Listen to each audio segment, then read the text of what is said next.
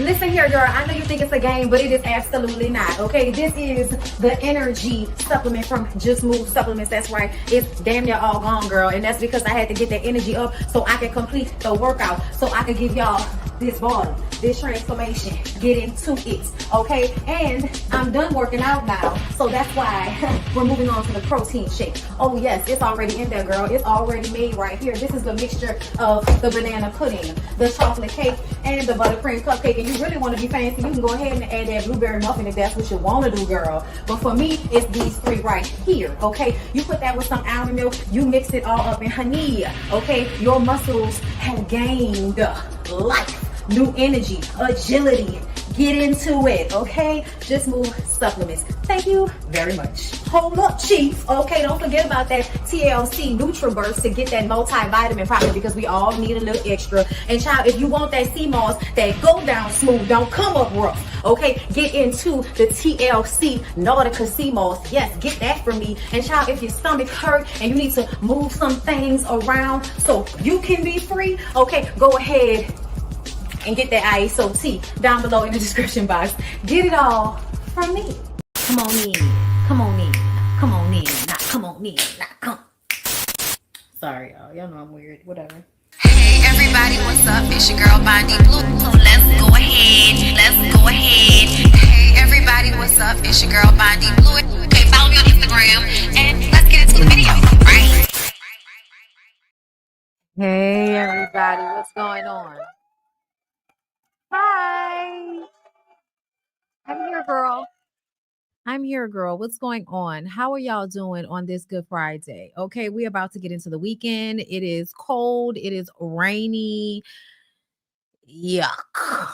Okay, just the perfect weather for me to lay on my sofa and not do anything today after I get off this live and wash this cute little beat off my face. Okay, y'all like my glasses? Girl, they're from Zilul. I'm obsessed a little bit.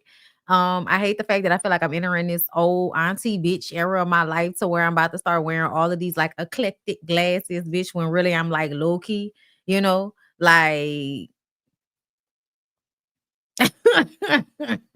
okay, like I'm low key, but now I feel like I'm about to be out here, you know what I'm saying? Styling, profiling with the glasses, okay? I hope everybody's having a good day. We have a few topics to get into, and I want to prepare everybody for the fact that I'm probably gonna piss you off. Okay. And I already know I'm probably gonna piss you off. And I wish I cared enough to apologize for that, but I feel like I'm gonna stand on business. Okay. And that's just what we're gonna do today. But I love y'all and I appreciate y'all. And I hope that if I make y'all mad, y'all not that mad at me that you won't come back. But it's okay. Difference of opinion. I care about you though, girl. Okay. So let's go ahead and get into it. Oh, don't forget, go to YouTube. I need y'all to go in the search engine right now. I need you to go in the search engine. I need you to type in BondyBlue Bites. And I need you to subscribe to my secondary channel, okay? Because we're almost 2,000 over there. And I'm trying to get that channel monetized. And I'm going to be posting Bell Collective recaps from this past season all day on Saturday, girl. All day on Saturday. So if you're going to be inside and you have nothing to do on Saturday, girl, and you want to be glued to YouTube, be glued to my BondyBlue Bites YouTube channel. Thank you very much, okay? Okay? So yes, I'm here for us to get into a plethora of topics. I hope y'all checked out my Now That We're Grown. I just did Have Plenty Now That We're Grown, so check that out. I also did my Married to Medicine review finally, girl. So you know, I went to work. I did some stuff in case you missed it, okay? Or I got a job, babe. Okay, and I have apple pie tea. So much work. Yeah. Work. Okay, thank you so much for subscribing. I appreciate y'all. All right, so let's start here. So y'all know the late great American President Jimmy Carter was laid to rest. Okay, that man really was trying to live until he couldn't live no more. Okay, lived a nice long life. Jimmy Carter also seemed like one of those people that was like a good person, like, you know, light on their feet. They live long because they was good, not because they was the devil. I don't know, but this is just my perception of him. This could be completely wrong. Y'all know you never know anything about anybody, but Jimmy Carter's perception is that he usually is on the right side of history in most of these stories. Okay. Just a nice old grandpa looking ass man that I grew up recognizing as one of the good presidents as far as we were all concerned over here on the the lower upper middle, black folk side. Okay. So yeah, this is the film, right? So this is the film, and apparently they sit Obama next to Trump, and I do not see Michelle there because Michelle must have been like, "Girl, no, I'm not going. I'm not going. I don't want to be around those people." Hold up, hold up. First of all, it looked like he leaned over and asked Obama something. It seemed like he leaned over and asked Obama something. Obama was responding. Like, I don't know if I would do it like that, but if that's what you want to do, go ahead. But I'm just telling you, that's probably not the right way to handle it. I'm just saying. Yeah. Okay. So what did he say? Uh-huh. Uh-huh. Yeah. Yeah. Uh-huh. Right. Yes. Okay.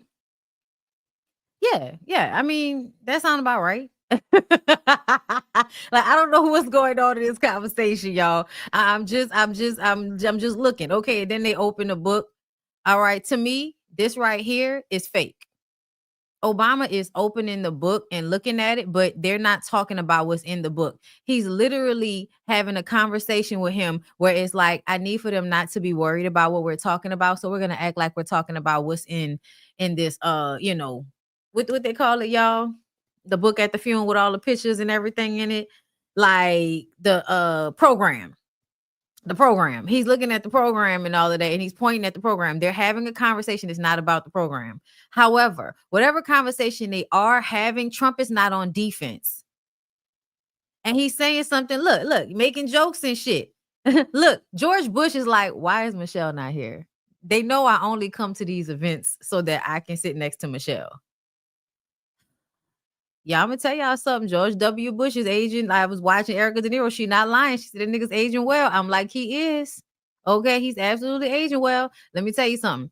Look at Melania. Melania can't stand that she's here. Melania can't stand that she's here. She can't stand that she has to cover up this much.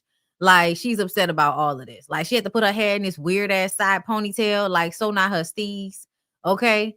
Um, but yeah, no, it absolutely seems as if this is one of those moments when you figure out that the guy that's always trying to act like he is, I'm the guy. He's not the guy. I'm the guy. You're not the cool guy, Trump. We know because you used to hang around all of the cool guys and kind of have these transactional relationships with rappers and movie stars and stuff like that so that they would include you in their movies and in their songs. Like this was like well known. So he's essentially Trump is a hanger-on type Nick. Like he's somebody that if there's a cooler person in the room, he's gonna try to befriend that person. So for me, I feel like in this moment, it low-key feel like Obama is being the cool kid and Trump is being the hanger-on that's in some way trying to have some interaction with him. But I bet you any money they having a serious conversation and they're just changing their facial expression so that nobody will know what they're really talking about. He said something funny just then because that was a genuine laugh. That was a genuine laugh, but it might have been one of them. You're a sick asshole. You know what I'm saying? Yeah. Yeah, I feel like we'll never really know what anybody's talking about. And also, I want y'all, why y'all pointing out Joe? Why y'all pointing out Joe? George is asleep. And Pence's wife is asleep. Like, why y'all acting like why are y'all acting like Biden is the only 80-year-old person that's sleepy in this room? Have y'all? I'm 36. I probably would have been asleep. It's probably cold in there, playing all of that ominous church music and shit. Listen, we're falling asleep. Because it's too long. It's too long, y'all. That's why. Them services are too long. Okay? Sitting up there talking about Biden sleep. Nigga, all the three people that we can see in this picture is sleep right now. Okay? Lord have mercy. Okay, but that was listen. I just thought it was a kiki. I absolutely thought it was a kiki, y'all. So let's move on. So the wildfires, y'all. We briefly discussed it in Married to Medicine, but okay. A small spark in a backyard on the edge of Los Angeles has grown into one of the most destructive wildfires the city has ever seen. The fire began on Tuesday morning when a thin plume of smoke was spotted rising from someone's garden. At first, it seemed harmless, but within minutes, the smoke turned into thick clouds as flames raced through dry grass and plants. In less than 48 hours, the wildfire has burned over 20 square miles, destroying homes, including some belonging to celebrities, and causing billions of dollars in damage. Firefighters are calling this blaze unprecedented as it spreads faster than any fire in recent memory. LA Chief Kristen Crowley confirmed that the fire likely started by accident, but the conditions in the area were perfect for disaster. Experts explained that this fire was fueled by a dangerous mix of environmental factors. Last year's heavy rains from El Nino helped plants grow in abundance. However, when the weather turned hot and dry this year, those plants became highly flammable, adding to the problem. Strong Santa Ana winds, hot, dry gusts that blow toward the coast fan the flames, pushing them quickly through the dry vegetation. Scientists at UCLA believe this pattern is part of what they call hydroclimate whiplash, where weather swings between very wet and dry conditions. These shifts have created landscapes that are both overgrown and dangerously dry, making wildfires like this one or more likely to happen. So, do y'all remember? Okay, because we're gonna act like because the presidents are over there kikiing with one another. Oh, they're convincing everybody to hate each other when they're all really cool. Yeah, we could play this game where we act like our argument about Democrat versus Republican is just about the representations. But for a lot of us, this is really about the laws and what's being implemented. So, me, first of all, when you tell me you're going to end the Paris climate change situation, like where all of the other countries were involved so that we can, slow emissions and stop doing things that are harming the atmosphere so that we stop having these very strange weather happenstances that causes all of this damage, because in recent years, since y'all pulled out of that and stopped giving a fuck, and all the emissions have begun to rise again. And it's not just America, it's other countries as well that add to this. But overall, the world is heating up and there are more issues all over the place. And as somebody that has lived and grown up here in Louisiana, where we have hurricanes that come, tornadoes that come and destroy our homes every goddamn year, I understand what this is like, to have everything be gone like that, to have nothing, your school, everything you once knew to be gone. Now, the difference between us and y'all is y'all got the fire. So some of that shit might actually not be there anymore at all. Whereas for us, the outside is there, but the insides are all different. Like even my house, I remember going to my house after I started working at the news station, and just because I hadn't been in the neighborhood and seen my house since they had rebuilt it. Because my house flooded all the way up to, our house was 10 feet ceilings and we had 8 feet of water in our house that sat for a couple of weeks after Katrina. So I saw my house last as it is soaking wet and we are just opening the doors and the chairs are still standing up on one leg and my bed is soaking wet and the wood is buckled and you can't open any drawers. And I mean, like that was the last time I saw my house. So I go back to my house after they have rebuilt it and it looks smaller. It didn't look as big as it used to. It looked cheaper than how my dad had renovated it. Cause literally maybe 2 years before Katrina happened, my dad had renovated our entire house. It was brand new wood, all, doors, floors, new kitchen appliances, new carpet, like new wallpaper, everything. He renovated almost every room in the house. Only for us to only be there for 2 more years and for that shit to happen. So this is very triggering for me to watch people lose their shit like this and then kind of feel so helpless. Like, how are they going to stop all of this? There's no rain coming. Of course, you hear about them cutting the budget, which is crazy. You know what I'm saying? Like, why would y'all cut the budget when y'all know this is an issue that y'all have?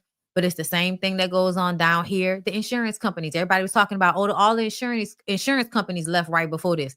Same thing that happened with us.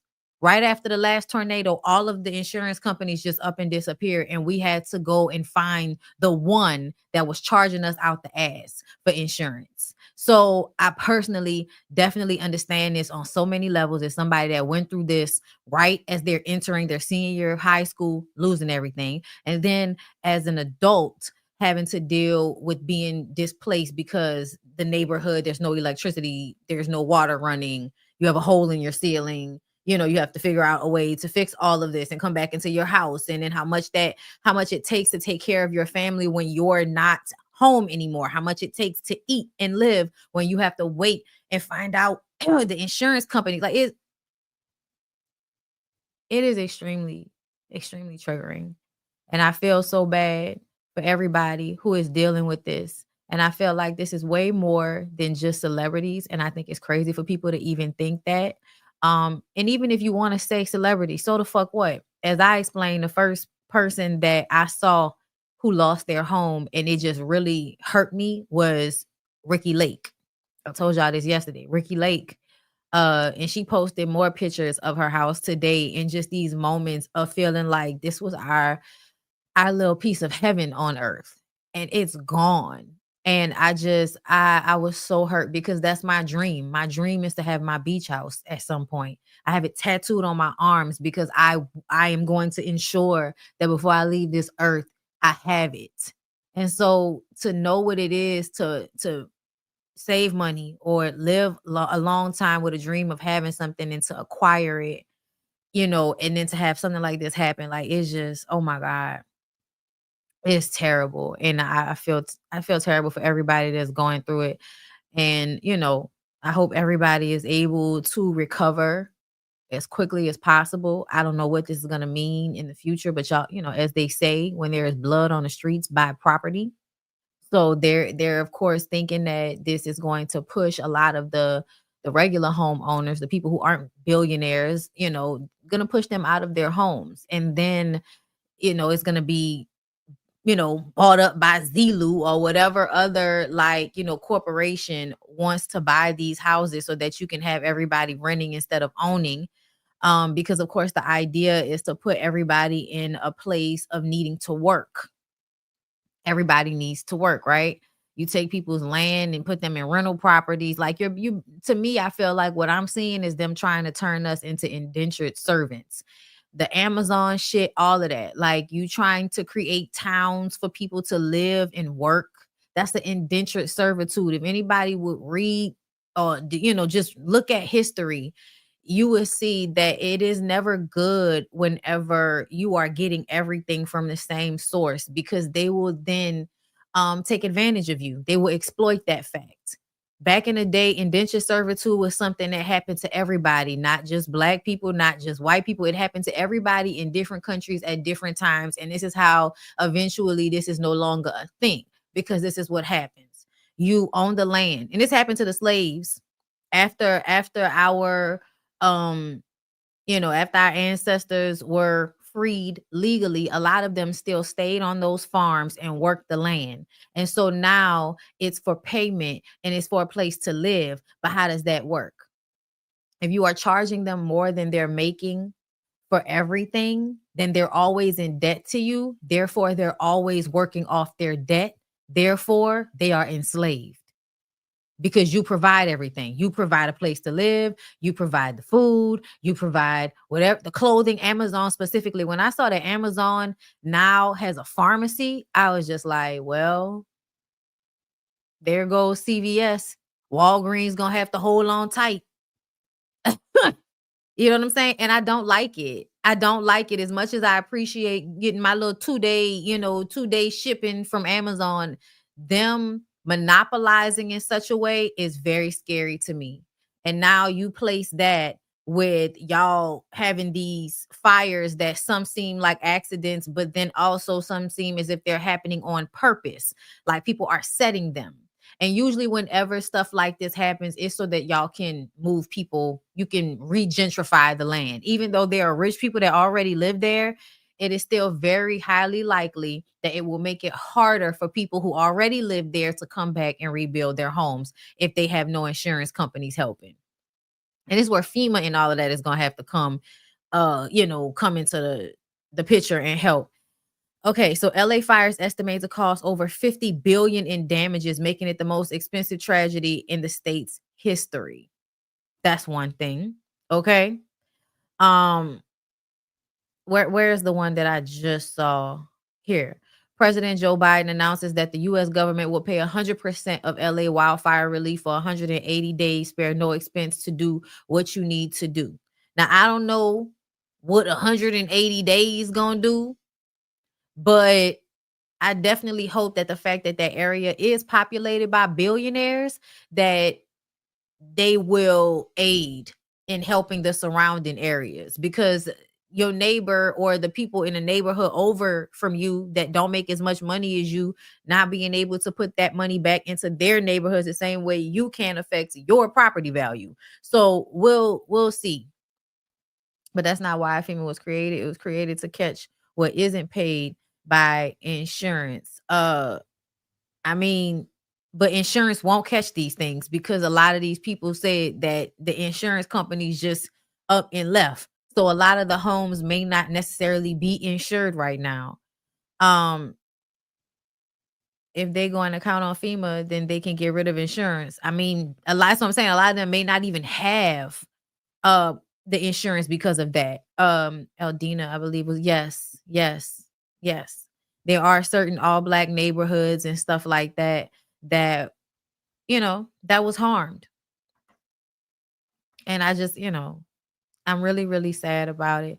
Almost 800 firefighters deployed to fight wildfires in Southern California, reportedly being paid up to 10 a day for their labor. So they're sending for other people from other states to come and help. Let's see. LAPD believes Kenneth Fire was purposefully set, and suspect is currently in police custody. Is being investigated as a crime, as it should be.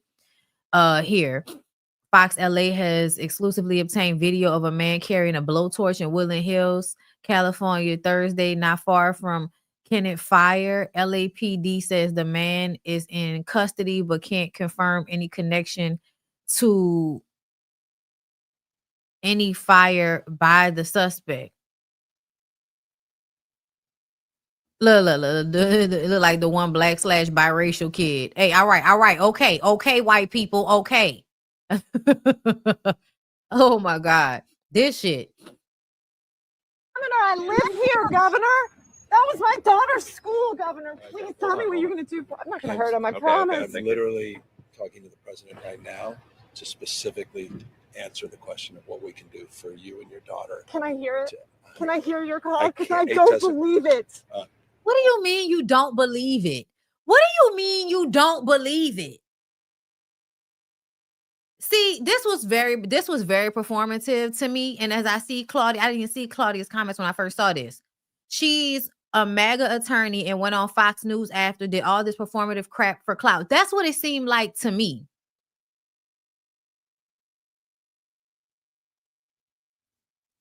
Like, at the end of the day, the governor, the mayor, these people did not set these fires. They may not have been as prepared as they needed to be, but I also feel like I don't know how prepared they could have been for this. It's the same shit, as what happened, the massacre down here in New Orleans that happened on New Year's. Like, I don't know how prepared NOPD could have really been for that, because I was down there and the police were on every corner. The streets were barricaded. Like, motherfuckers was out there. It wasn't like people was just like, there was no cops around and people was just sleeping on the job. No, it was deep out that bitch. And the same thing when it comes to this. He's the governor. He's trying to hop in the car. But do you really think that he's not going to try to do something? Do you really think that they're not going to try to do something? They still trying to stop the fires that have moved on from where you are and have gone to the next place. And you want to be abreast of the conversation? Girl, go on away from me with this. Conversations don't happen publicly. Y'all know that. So please stop. Please stop. It's absolutely giving Karen. I didn't like the way she rolled up on him. I didn't. The fuck? Wildin', trying to politicize this shit.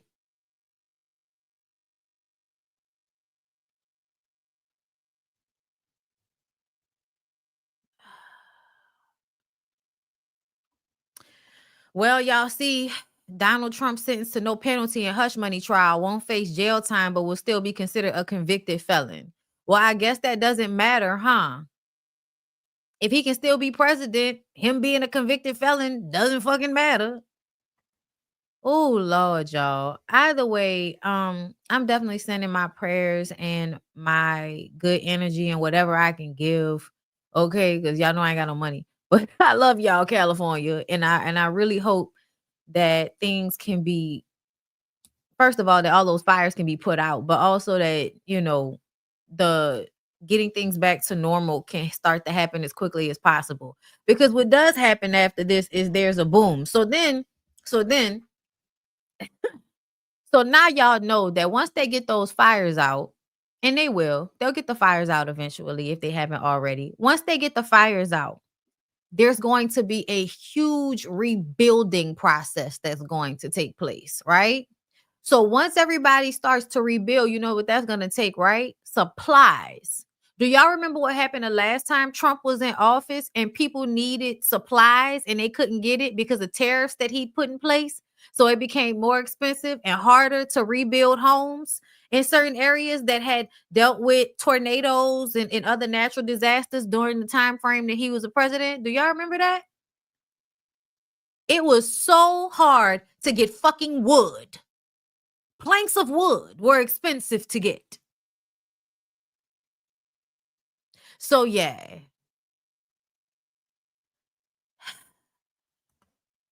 Everybody put your fucking seatbelts on. Put your seatbelts on. All right, let's mix it up a little bit. I want to mix it up a little bit. Okay, I want to get away from that for a second. Let's go to Benzino, right? Let's mix it up. It was really, really depressing. Let's talk about, you know, somebody that is depressed and probably shouldn't be talking to us, but here we are. He's gonna be a grandfather. Round of applause, Benzino. Wow, man. Wow. I just found out when everybody else found out. It's gonna grow her up. I hope it does, because she'll finally get to know what it is to be, you know, a parent. Right. She'll get to see firsthand what I was going through. Yeah. It'll make her have. She won't, Benzino. She won't. She'll become a mother and she'll all of a sudden realize how ain't shit you are, because the thing that you put her through, she would never put her child through. I bet you any money that is going to be the thought process. You weird ass, self-important, grandized mother. I can't stand him, y'all. I can't stand him. First of all, that girl don't even fucking like you right now. She don't fuck with you. She's tried, but she can't fuck with you. Okay? She can't. It's unhealthy for her, for you to be in her life. And they up here giving a clap hand to you for her pregnancy. As if, what does this mean for him? What does this mean for him? No, that girl not about to let that nigga hold her baby. The last time we saw him, he was tripping out with a knife. Then before that, the nigga getting arrested, you know, during the eviction. He ain't about to be picking up his grandbaby. The fuck? A newfound respect for what you went through. You should. Everybody really wants to know if anything, she'll have a newfound respect for her mother. That's the only person she'll have a newfound respect for. It won't be you. Coyle Ray is going to allow you in the child's life as the grandfather. Our story, since it's been on the internet, has always been kind of you know, a little bit awkward, you know, to say the least. Nobody really understood my relationship with my daughter before she was a rap star. Right. Nobody was there, regardless of me. You weren't there.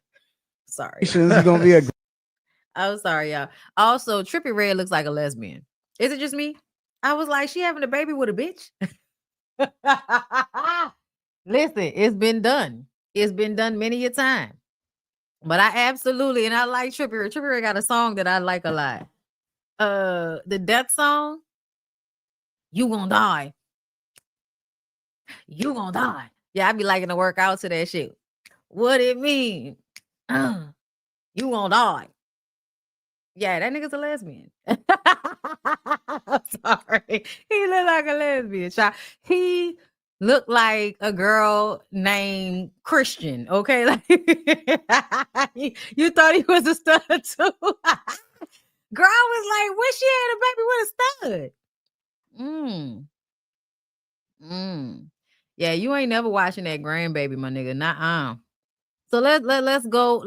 Hold up. Let's go. Where we going? It's a good one. Hold up. Let me see.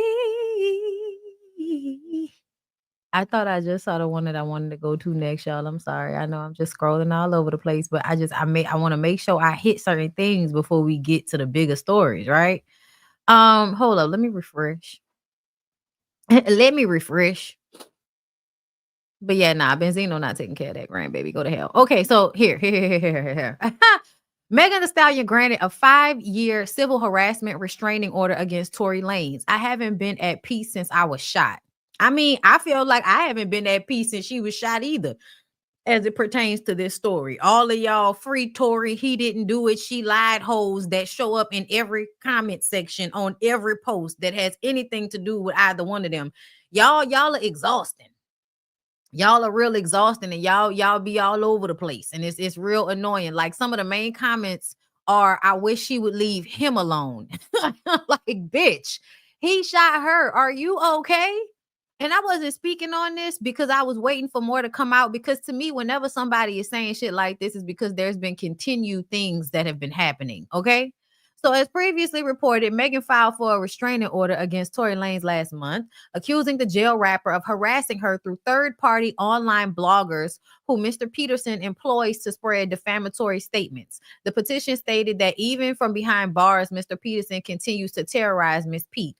Today, Megan appeared for the hearing via video call, where she stated that she's had no peace since she was shot in July of 2020. She stated that she rarely leaves home unless it's for work and has to endure people yelling "Free Tory" even at her shows. The judge ruled in her favor. Noting that Megan has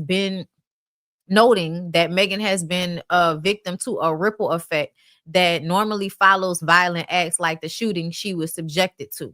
We have a shooting that took place, and with a violent act like that, there's a ripple effect that continues on, judge said. Ms. Pete's testimony is that the ripple effect has been significant. Conduct that culminated in Tory shooting approximately 5 rounds at petitioner that resulted in injuries to her, the judge stated. So the judge understands the same shit that we understand. Megan, this is Nancy Dillon. Megan Thee Stallion just gave emotional testimony at hearing to obtain 5-year civil harassment restraining order against Tory Lanez. She appeared by video. I want my restraining order because I haven't been at peace since I was shot. We're on a 10-minute break waiting for ruling. Megan told the court she barely leaves the house. We saw that. Okay. I want to see if there's anything else. He cited several uncontroverted facts, including conduct that culminated in Tory shooting. Okay. So yeah, same shit. Okay, let me see if there was anything else. Okay, here's Megan Kuniff. Megan Thee Stallion, she said she testified. I feel like maybe he'll shoot me again, and maybe this time I won't make it. That's a reasonable fear for her to have if he gets out of jail. Or it's a reasonable fear to have that somebody might do that on his behalf. That's another thing. Let me see. The restraining order Judge Bloom is issuing will be in effect for 5 years through January 9th, 2030. Lanez isn't eligible for parole until September 2029.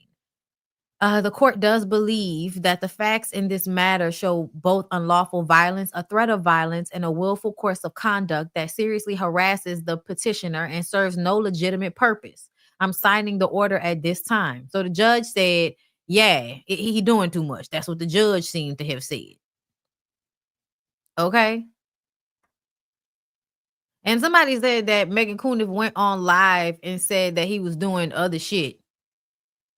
Sending people to say shit to her and all of that type of stuff. He had another phone, I believe, like a secondary phone that he might have been using to contact her as well. Like he had a phone inside of the jail.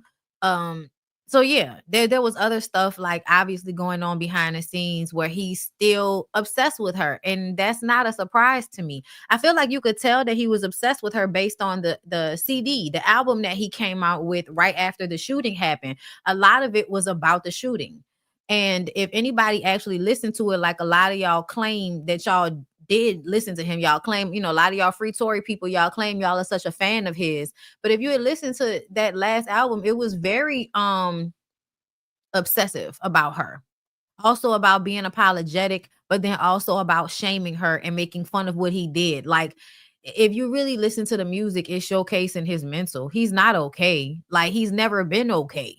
Like, I don't know if y'all have been paying attention to Tory Lanez past, but he's a violent little munchkin. And Megan Thee Stallion is not the only person that he has gotten in trouble for harming. She's just the one that y'all hate the most. And so this is how everybody responds. And it's really, really annoying to me. It's really annoying to me for somebody to be a victim and y'all continue to victimize the victim by blaming her for what happened to her. Like that's wild to me. I don't like it. Okay. So I'm glad she got her restraining order. That little leprechaun nigga need to leave her the fuck alone. Get a life. Find something else to do. Okay. Ain't there enough rappers outside? I mean, enough celebrity men outside of jail that swear up and down how much they like you. Go talk to them. Y'all niggas can't have like a book club. Y'all niggas can't do nothing together to where y'all can take his mind off of Megan, or do y'all only like click up so y'all can have y'all camaraderie of hating on women that turned y'all down for dick? I don't know what's going on. But it low-key does feel like a lot of Tory Lanez support just comes from people that hate Megan Thee Stallion for whatever reason that they hate her. So yeah. Y'all think I'm playing. Y'all think I'm playing. All right, so let's move on. So girl bye. Tory Craig's ex and her friends say they wonder what is his type after, seeing him with Megan Thee Stallion. I don't even know who this young man is. Let me read. NBA player Tory Craig. Okay. Let's see. Former adult entertainer Lana Rhoades made waves this week when she discussed NBA player Tory Craig, her friend's ex-boyfriend, during a candid segment on her podcast. The conversation took an unexpected turn when Rose learned that Craig is now romantically linked to none other than Megan Thee Stallion, Grammy-winning rapper and global sensation. Megan, known for her chart-topping hits like Savage and WAP, as well as her activism supporting mental health and victims' rights, has cemented her as a powerhouse in the entertainment industry. In addition to her musical accolades, Megan graduated from Texas Southern University with a degree in health administration and has become a cultural icon known for her confidence, advocacy, and empowerment of Black women, regardless of how much y'all try to tear that lady down. Okay? Lana, on the other hand, her primary claim to her so-called fame, child, whoever wrote this don't like her. Y'all will come and get a bitch when it's a white girl, okay? Lana, on the other hand, her primary claim to her so-called fame is her career in the adult entertainment industry. She seemed caught off guard by the news during the podcast. She and her friend appeared visibly unsettled by the revelation and them commenting on Craig's supposed dating preferences. Let's just hear what the long-necked young women have to say. Dating the Megan, was it the Megan Thee Stallion? What's her name? Meg Thee Stallion. Meg Thee Stallion. First of all, I think both of the friends are like, bitch, you know exactly who that is. We have twerked to her music. Stop playing. Meg Thee Stallion. They know who she is. And Megan is a white girl name. So you acting like you don't know how to pronounce it shows that what? He told you he only like white girls and he didn't showed up with one of the blackest of black girls. And I'm just saying that not because of skin tone, but because of her vibe. You know what I'm saying? Like, I'm a loud, twerking, Afro hair wearing black lady. You know what I'm saying? When I feel like it, So yeah, no, it's absolutely giving. Oh my God, his type. I thought he only liked white girls. Megan. I'm just gonna call her Megan. Who's Megan? Who's Meg? I don't know. I wonder what his type is, because you guys dated that he was talking to other girls when he was talking to you, and like they all look Very like similar. Like you guys. So I'm just curious what his type is. X is dating Megan. Was it the Megan Thee Stallion? What's her name? Meg the Stallion. Meg the Stallion. Megan. I'm just gonna call her Megan. Who's Megan? Who's Mag? I don't know. Wonder what his type Who's Mag, bitch? is because You wonder what his type is? You wonder what his type is? You think these niggas got a type? Warm, wet holes. That's a type. You got a warm, wet hole? These niggas will fuck it. That's the only type that they have, white lady. I know that you totally thought like you were so special because what they do is create triangulation and make you feel like, oh my God, he only likes women like me. He'll never like a woman like her. So then it puts me on a pedestal. So I'm like, oh my God, I'm so much better than the black women that I like copy with my aesthetic. Okay. So yeah, like I can't believe it. Like he likes this like black girl with this like big butt. Like, oh my God. Like, bitch, how stereotypical in 1990s can you be? Can you upgrade your chip? Or better yet, go find some other dick. How about that? Weird ass hoe. And your weird ass friends, your long ass neck. We can tell you over there bobbing for apples, bitch. Yeah, apparently you don't suck dick as good as you thought. Cause I know that's what y'all white girls be thinking. Okay, y'all be out here thinking, oh, I suck dick so good. He ain't gonna want no black girl, bitch. Bye. They'll want whatever they can get out here. Cut it out. Meg, you gotta stop posting these niggas, man. You gotta stop posting these niggas because then it make the weird ass bitches that they fuck with want to be famous by, you know, getting online and drawing more attention to themselves. We've shared dick, girl. You ain't know? Girl, we share dick. Oh my God. Like, what does that make y'all? Pussy sisters? Like, what is that? Like, we share dick, sister. Like, I don't know what that's about, but I need for you to stop, weird ass. Anyway, let's move on. Karen, y'all know I don't watch Real Housewives of Potomac anymore. And I'm hearing that was a good decision because y'all didn't let Mia up there to lie about her life and she didn't taken over the whole show. And who the fuck cares about Mia lying ass? I've been disinterested for a while now, Brian. Okay. A while, Brian. A while. So Karen Huger is skipping the forthcoming Real Housewives of Potomac reunion and has made the decision to enter rehab. They try to make me go to rehab. I won't go. I just got that album, y'all. I just got the Back to Black album. Not the CD, y'all, but the actual album to play from, my record collection. Yes, I've been black, but when I come back, no. I ain't got the time. And then my daddy thinks I'm fine. They try to make me go to rehab. I won't go. The man said, why you think you here? I said, I got no idea. I'm going to lose my baby.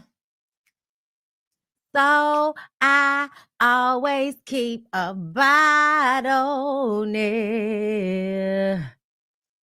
He said, I just think you're depressed.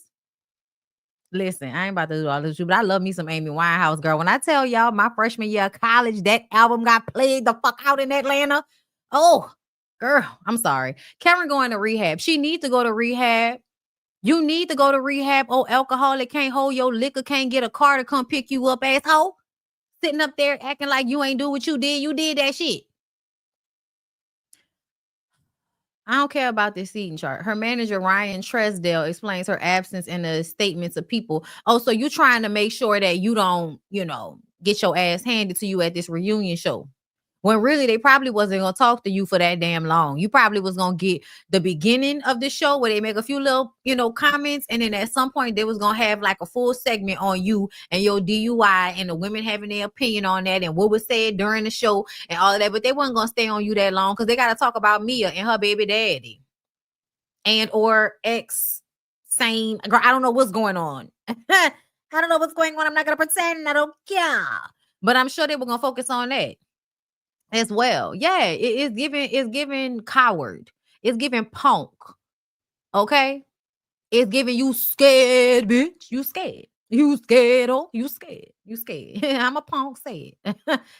Karen made the decision to enter a private recovery program, so was unable to attend the reunion taping today. The statement read, "She was fully supported in this choice. We stand behind Karen. She embarks on this meaningful journey and are proud of her for taking such a significant step forward in her personal growth. Last month, she was found guilty in her DUI trial. Kudos to Karen for getting herself some help. Girl, please. Girl, please. Fuck it, I need to say Karen still lying. She ain't a bit more in nobody rehab. She need to. If you can afford it, you need to take your ass to a rehab. It ain't nothing but an expensive vacation. It ain't nothing but an expensive vacation. You just can't drink.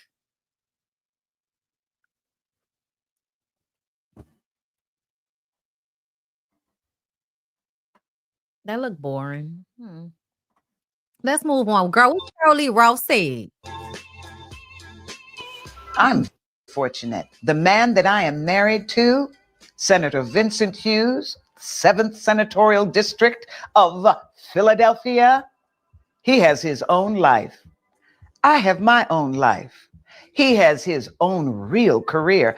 I have my own real career. He has his light to stand in. I have my light to stand in. So he is not looking at me thinking about status or this or that. He's doing his thing.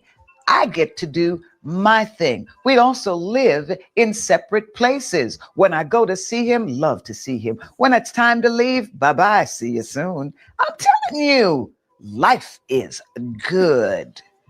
Perfect. I get to be the real good wife. Honestly, I think this needs an applause.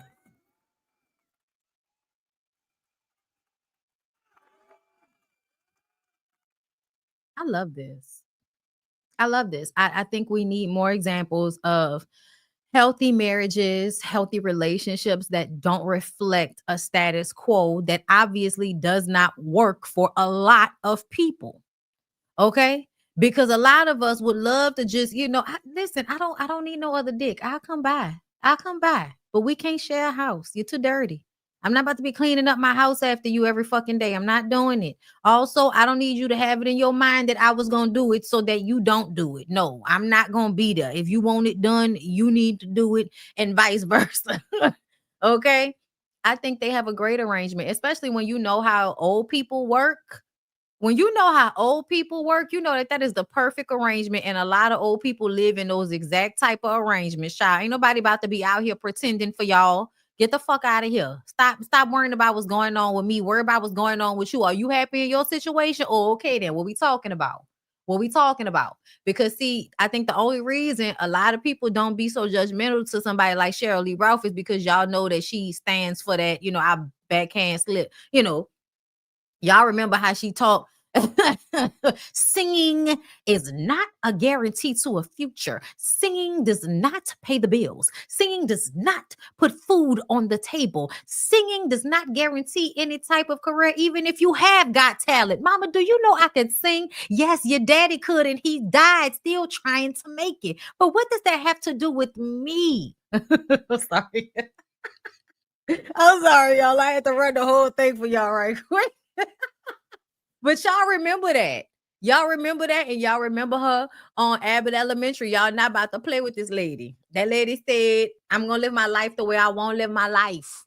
But if somebody was a young woman saying that same shit, y'all would be all talking about how, that's not going to last. They going to break up. She must not really like him. He must not really like her.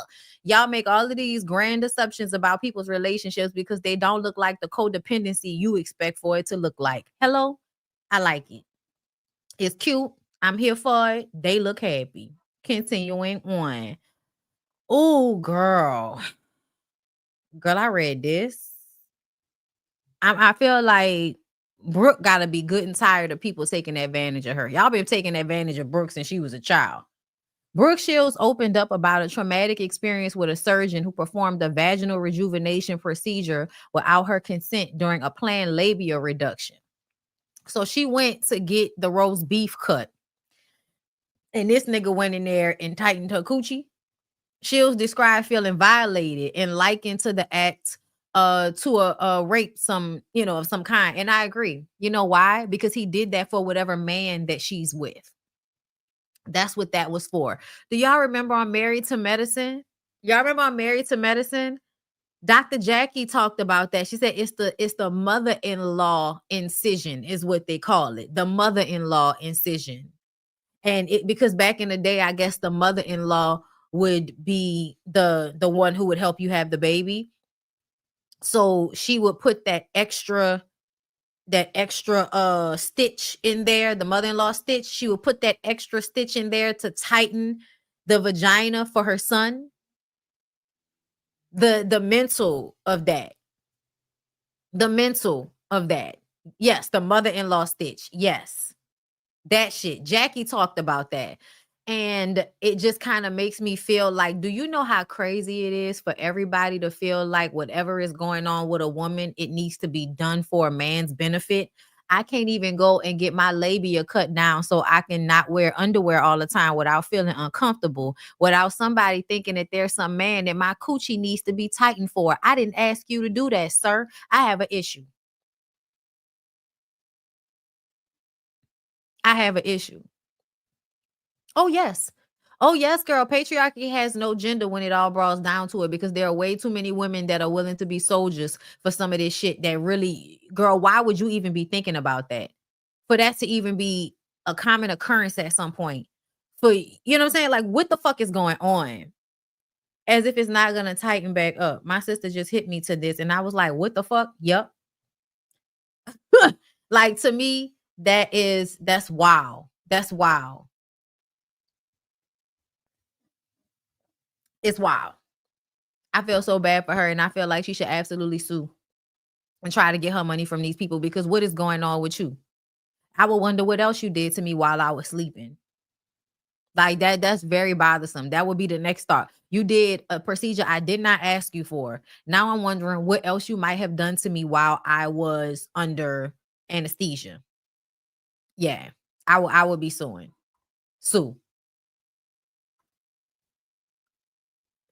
Absolutely. I don't even want to read none of them comments. Okay. So, okay. So, let's see. Okay. This right here. This before we go to the Joy, that whole situation. And then we're going to go the Fox News situation. We're going to go to that. And then we're going to go to the Twitch situation. And I feel like that's it. And I'm going to get out of here. Okay, but here we go. Now, Chloe, speaking of seeing, Yes. you bringing a date to the NAACP Awards. My godmom and my manager. Okay, so we ain't gonna see no more Burner Boy. You'll have to ask him. You're here. He's not. Uh-oh. No, Burner's not nominated now. He's not nominated. But you look at the sheet, he's not on there. Chloe's on there. But I'm speaking of support, and we were seeing you out with him in Nigeria. So is that a new thing, or? Nigeria was so beautiful. I've heard. I had the best time. I've heard. What did you eat? Ooh, I had some good food. I had pepper soup. I had lots of spicy chicken. Okay. Really good. So I should do the spicy chicken when I go. Because it was really good. I really had a great time. What about the nightlife? We saw you in the club with Berna. Yes, the nightlife. Uh-huh. It was so many lights, so many colors. So many cameras. I know. So many cameras. We be all like everything with you when you're. What are you trying to ask, Lauren? I'm getting there. Last time you were here was gonna. I mean, now it's now Chloe. Speaking of seeing. Okay. Okay. This is real cute. This is a real cute welcoming. Child, this probably was something the label put together. This looked like something the label put together, girl. No, I don't think she was bad. I don't think the host was bad at all, y'all. I think she was just trying to get the tea, and in the cutest way possible. I think she was just trying to get the tea, y'all. I didn't see nothing wrong with her asking the question. I honestly liked Chloe's response. I like Chloe's response not to answer or to really mention him that much, like not to deny, not to catch an attitude, but also not to full out answer any questions so that we could have it like maybe that was just a little moment and they might like each other, but it ain't deep enough for me to be gushing about this nigga in an interview about me. I like that.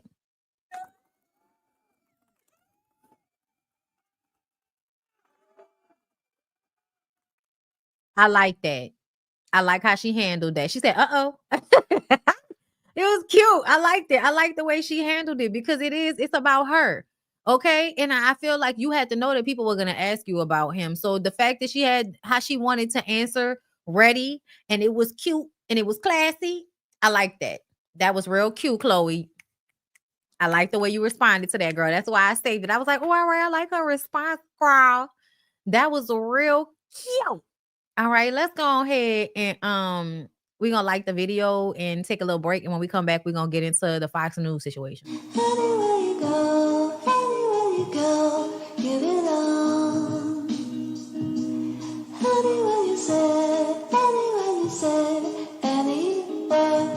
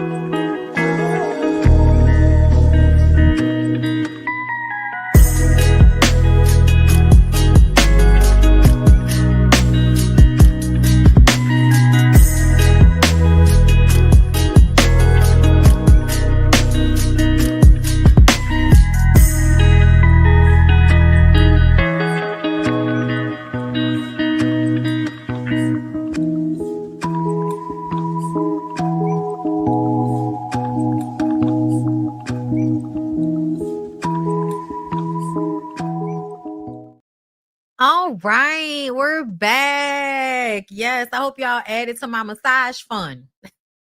Okay. I just lost a check. Since Cardi B won't go after Tasha's money, I've just lost a check. So, I'd appreciate it.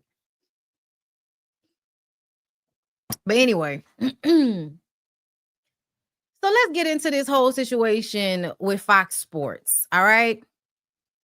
Skip Bayless is being named as like the main perpetrator here, but let me get into it because I hadn't really read it until today.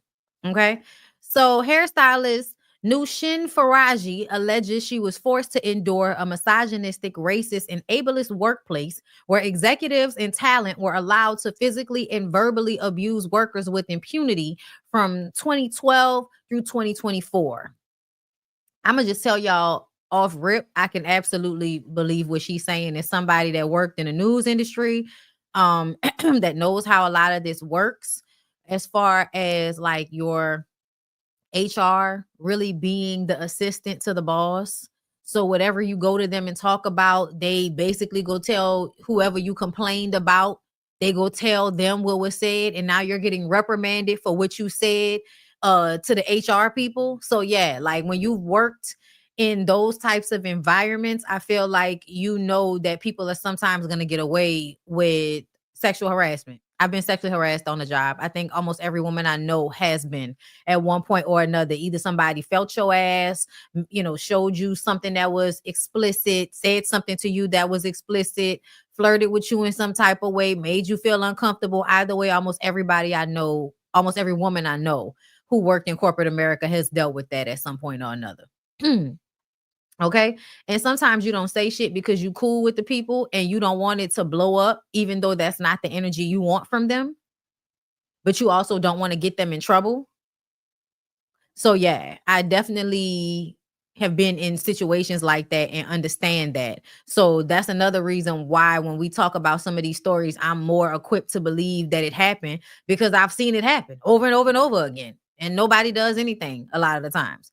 Anyway, Bayless is accused by Faraji of putting his body against hers and pressing against her breasts, despite her telling him she wasn't interested in him. Faraji also claims Bayless offered her $1.5 million for sex and became more aggressive as time went on. She accuses Bayless of insulting her faith as well, claiming he asked, "Aren't you Muslim? Doesn't your dad have 3 to 4 wives?" when she reminded him that he is married. Faraji also alleges she was targeted for her ethnicity and by other unnamed employees during her time at Fox. I could absolutely believe all of that shit. I can. Emmanuel H.O., while not a complaint against him, on air host Emmanuel H.O., whatever his name is accused of having a sexual relationship with colleague Joy Taylor in 2020. Okay, so then we're going to get into this other part with Joy Taylor. Just give me a minute.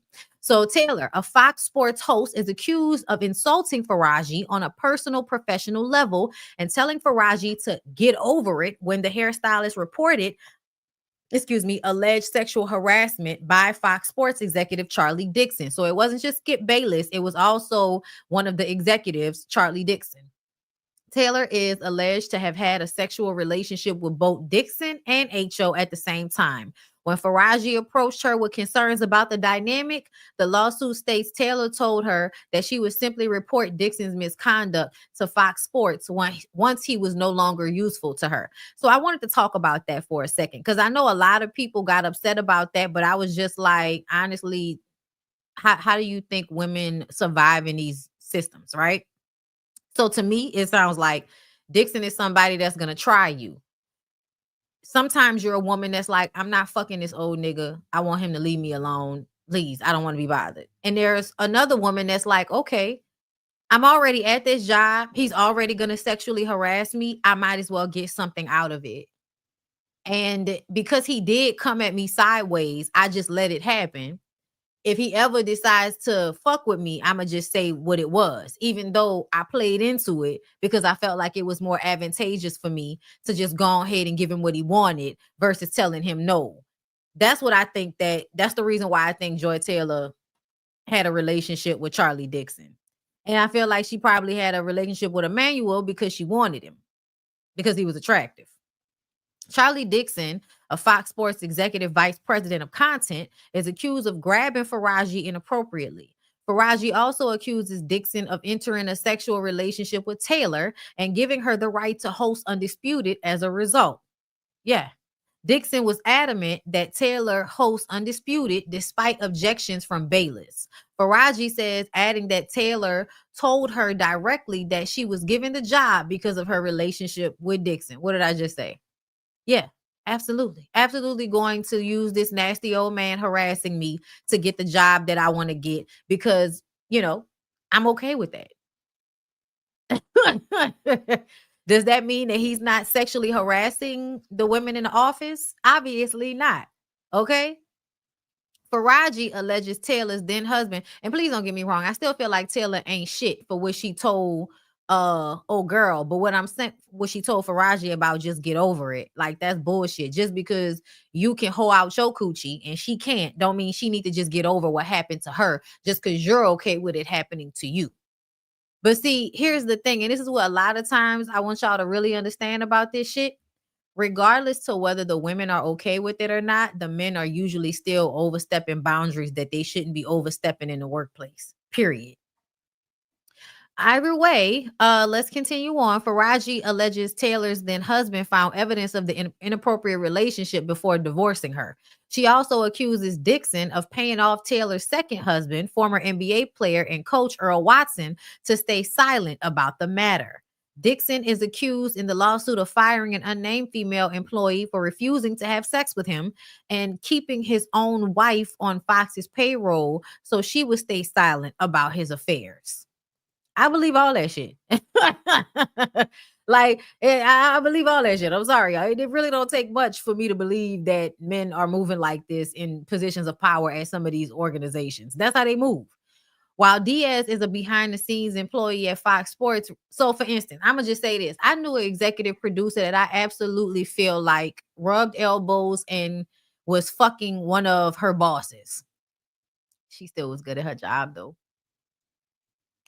I think she got the position that she got because she was kissing ass and sucking dick. I do.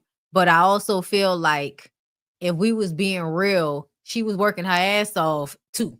Like, if we was being real, at some point she was good at her job and she was working her ass off. She just was also fucking one of her bosses and eventually got a position based on her relationship with the bosses. Like, I'm just being real with y'all. Like, it sometimes it's really not as black and white as everybody try to act like it is. You know what I'm saying? Bobby Diaz. While Diaz is a behind-the-scenes employee at Fox Sports rather than on-air talent, he's the subject of some of the most explosive allegations from the lawsuit that help paint the picture of what she claims was a toxic work environment. Faraji alleges Diaz racially and sexually harassed other employees, but was not reprimanded because he provided cocaine for colleagues. My God. Yo. The reason why I'm having this response is because there was literally a person at the job that we felt like kept getting, you know, he would have these outlandish moments at the job happen and it would keep getting passed over and nobody would say anything about it because he was the one that provided, you know, things allegedly for some of the people who were in charge. They partied at some point. They partied together. That's what we would always you just call it, they partied together. If they partied together and he come to the job fucked up, possibly with no shoes on, I don't know. He's still gonna have his job after that because he was a supplier. Y'all, this is a completely different state. Okay. But I'm just saying, I've heard of similar situations taking place on the job. Very similar. Okay. Oh my God. Oh Lord. Where was I? Mr. Diaz openly gropes, harasses, and is inappropriate with women at Fox. The lawsuit states, adding that Diaz was able to avoid punishment even after an incident where he removed his pants on live camera. Who is Skip Bayless' hairstylist? Nushin Faraji served as hairstylist for Bayless and other Fox Sports talent based in Los Angeles. Faraji was hired by Fox on a part-time basis in 2012 and was made full-time in 2016. According to her lawsuit, Faraji was the victim of workplace misconduct from 2012 through August of 2024. Skip Bayless is worth $17 million. Okay. The 73-year-old former host of Undisputed spent 8 years with Fox Sports before leaving in 2024. He is the subject of some of the most troubling allegations in the lawsuit, including the claim that he offered her $1.5 million for sex. So yeah. I think that pretty much gets it. The Fox statement. Fox Sports released a short statement after the lawsuit saying, "We take these allegations seriously and have no further comment at this time, given this pending litigation," the company said in the wake of a bombshell. So yeah, what I feel like is that it will just continue.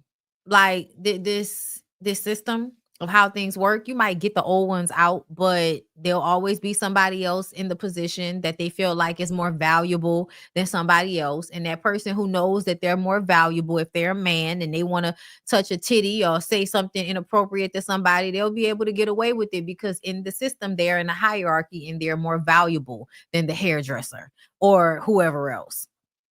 But let's listen to what the men's was saying on our side of the internet about Joy Taylor apparently fucking her way to the top. And I'm gonna tell y'all again how I feel about that.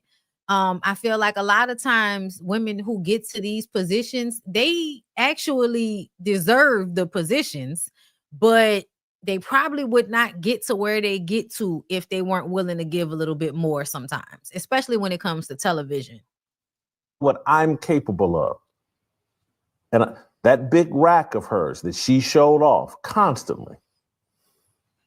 It's just, and that peanut butter skin with that big rack. Like, Jay, keep your distance. Okay. Hey, Jason Whitlock. Hey, my guy. No, you're not my guy. Guy, come here. You're not that guy, pal. You're not that guy either, Cam. What the fuck? The fact that Cam, one of the most misogynistic, disrespectful niggas on the internet, wants to come and check another man is hilarious. Let's listen. You're not. That big rack of hers, that's inappropriate. That butter skin, that's inappropriate. Like, bro, you're not that guy. So to comment on something like this, bro, stay in your lane. Whether Joy did what she did, the accusations are true or not, stay in your lane, Jason. Meaning that you acting like, oh, she was too fine. I knew I had to stay away from her. Like, nigga, please. Nigga, please. If that lady would have blinked the eye in your direction, you'd have been slobbing trying to suck up the cum out of her coochie. Cut it out. All right? Because, bro, like, you're having an outer body experience, and it's time for me to put you back in your body to let you know, bro, you're not that guy, pal. Yeah. So whether you want... Why are you talking like that? Is he okay? Where are they shooting this? Want to speak on your 2 cents or not keep it? Please do.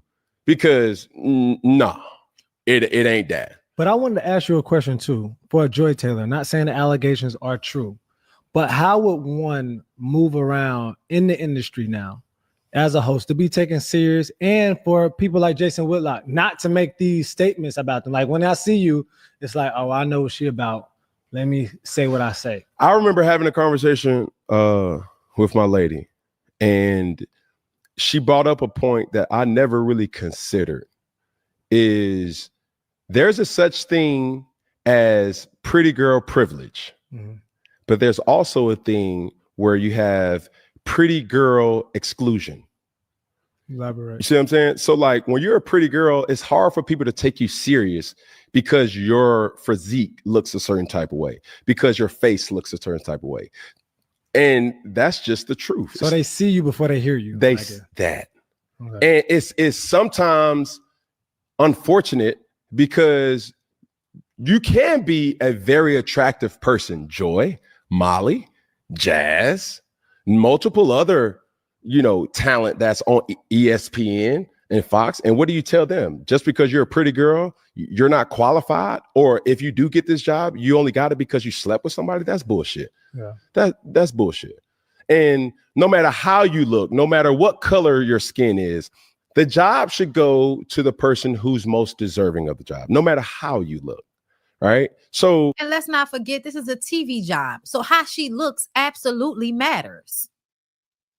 How she look absolutely matters. So I understand what he's trying to say. And he low-key is not wrong. He got that from Jazzy. Jazzy gave him this talking point. That's obvious. Okay. Because he's so disingenuous with it. It's ridiculous. But I think what he's saying is, don't act like this girl didn't deserve her job just because she may or may not have been fucking somebody, and you think she was fucking somebody because she's attractive. No, we think she fucking somebody because the lady said that she was fucking somebody, and she's gotten into certain positions that are hard for people to get into unless you have a connection. But to me, fucking somebody to get a job is no different than knowing somebody and getting a job. It's no different than nepotism. To me, the only thing that makes any of these things bad is when you get a person that doesn't know what the fuck they're doing in that position. That's the only time it really matters. That's the only time. But at the end of the day, like, Cam, shut up. Like, shut up. Shut up. Joy, is she a very attractive woman? Absolutely. And it's not for me to make inappropriate statements, Jason, by saying that rack. Like, bro, come on, bro. Like, all right, let's put it like this, since we want to get personal. Like, who you fucking? Who you sleeping with? What she look like? Like, bring her to the forefront, him to the forefront, because now you got to be open in these. You gotta be, huh? You know what I'm saying? And it ain't no shade, but I'm just keeping it a bug. Yeah. This is a person who's, bro, like been a villain in the industry for years. So I'm like, bro, we want to see her, him, whoever. I'm not judging you, bro. I'm just saying, don't say no inappropriate things like that and not be questioned about that. But also too, from the talent standpoint, the Joys, the Mollys, the girls or the females who are attractive, that doesn't mean that they aren't talented or the right person for the job, because it took me to appreciate Molly. Okay, but yeah, no, I agree with him about that, because at the end of the day, like, I worked in the news business. Your look matters. No matter what. If you are on television, your look matters. And I also feel as if those jobs are really hard, especially like news jobs. Those jobs are not easy. So you can act like somebody fucked their way to the top, but when you actually see it up close and personal, yeah, she might have had an inappropriate relationship with that nigga, but she was also at work. Every time she needed to be at work, makeup on, heels on, in a dress, standing in front of a fucking monitor, reading the prompt. You know what I'm saying? They was doing their job. They wasn't just up there fucking somebody alone. Like, no, you had to put work in with this as well. Okay. And some are willing to do it and some are not willing to do it. Just like I was not willing to kiss ass. My actual work ethic did enough for me. Okay. I'm not, and everybody has to make that personal choice. Me and another editor were working at the news station at the exact same time. He was willing to do a lot of shit to be their friend, kiss their ass. I'm not doing all of that. I'm just going to work really well.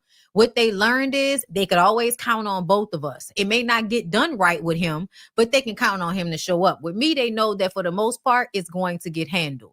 We both became people that they called on all the time whenever somebody needed to fill in a position, because they knew we were both going to get the job done, just regardless of how. You know what I'm saying? I'm not going to have a nervous breakdown while I'm trying to get it done, but you might get a little attitude from me if you're working on my fucking nerves. He might have a whole conniption and have to walk outside and smoke a cigarette. But either way, he was kissing ass and I was just going to work hard. Handled it differently. At the end of the day, we're still probably getting paid about the same amount of money. Okay? So, yeah, I think sometimes you just got to open up your mind a little bit about some of these things, because I think a lot of the times you just want to judge people for whatever reason. But the truth of the matter is, even the girls that are fucking to get somewhere have to also do the work on top of fucking somebody to get there. Like, it's a lot of work. Sounds like a lot of work to me, buddy. All right. So let's go ahead and get into the last topic, which is the Twitch situation. So to me, nobody gave a fuck and nobody was paying attention to this Twitch situation until Candace Dillard Bassett brought herself down to the internet with this tweet. I'm not even going to say it, but then proceeds to say it. But this white woman is doing everything but protecting her black children and her black husband's legacy. She could have kept this in her therapist's office, shaking my head. And I know a lot of y'all feel this way. I'm letting y'all know right now, I disagree with y'all. And if that's going to really upset you, go ahead and click off the live, girl. She could have gone into the black church and called Creflo or TD to help her tell this story. She's telling a story for herself and not for her husband or her children, which I think is the wrong course of action. So I'm going to say this. And somebody else made this point, so this is not my own personal point, but I've seen it floating around. Did you or did you not go to people when you wanted to show us your biracial baby, Candace? Candace, what's going on with you and your white husband right now? Are y'all okay? Are y'all okay? Like, why are you telling this lady she needed to go and pander to black people in order to tell the story for her and her husband? I don't understand. There was yeah, please, let's listen. a moment I was with one of my really dear friends, and we were cleaning out the closet and picking out an outfit for him for the funeral. And it was a really triggering moment for me because there was a lot of things I discovered in our closet that I did not know existed. And it was very alarming to me to learn that there was so much happening that I had no clue. So it was a really scary moment in my life to figure that out, but it also helped me process that he was going through so much and he was hiding so much, and there must have been a lot of shame in that. And he was wrestling with a lot inside himself, and he was trying to self-medicate and cope with all those feelings because he didn't want to put it on anyone, because he loved everyone so much. He didn't want other people to take on his pain. But it was very alarming and scary to find those things and have never known. I have been trying to release.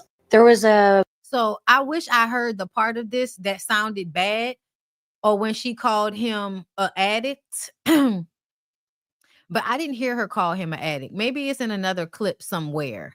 But either way, she said he was battling things. He committed suicide, everybody. I think that goes without saying. Are y'all okay? No, for real. Are y'all okay? Because y'all are all like, oh, she's tarnishing his image. Y'all, he committed suicide. People don't do that for no reason.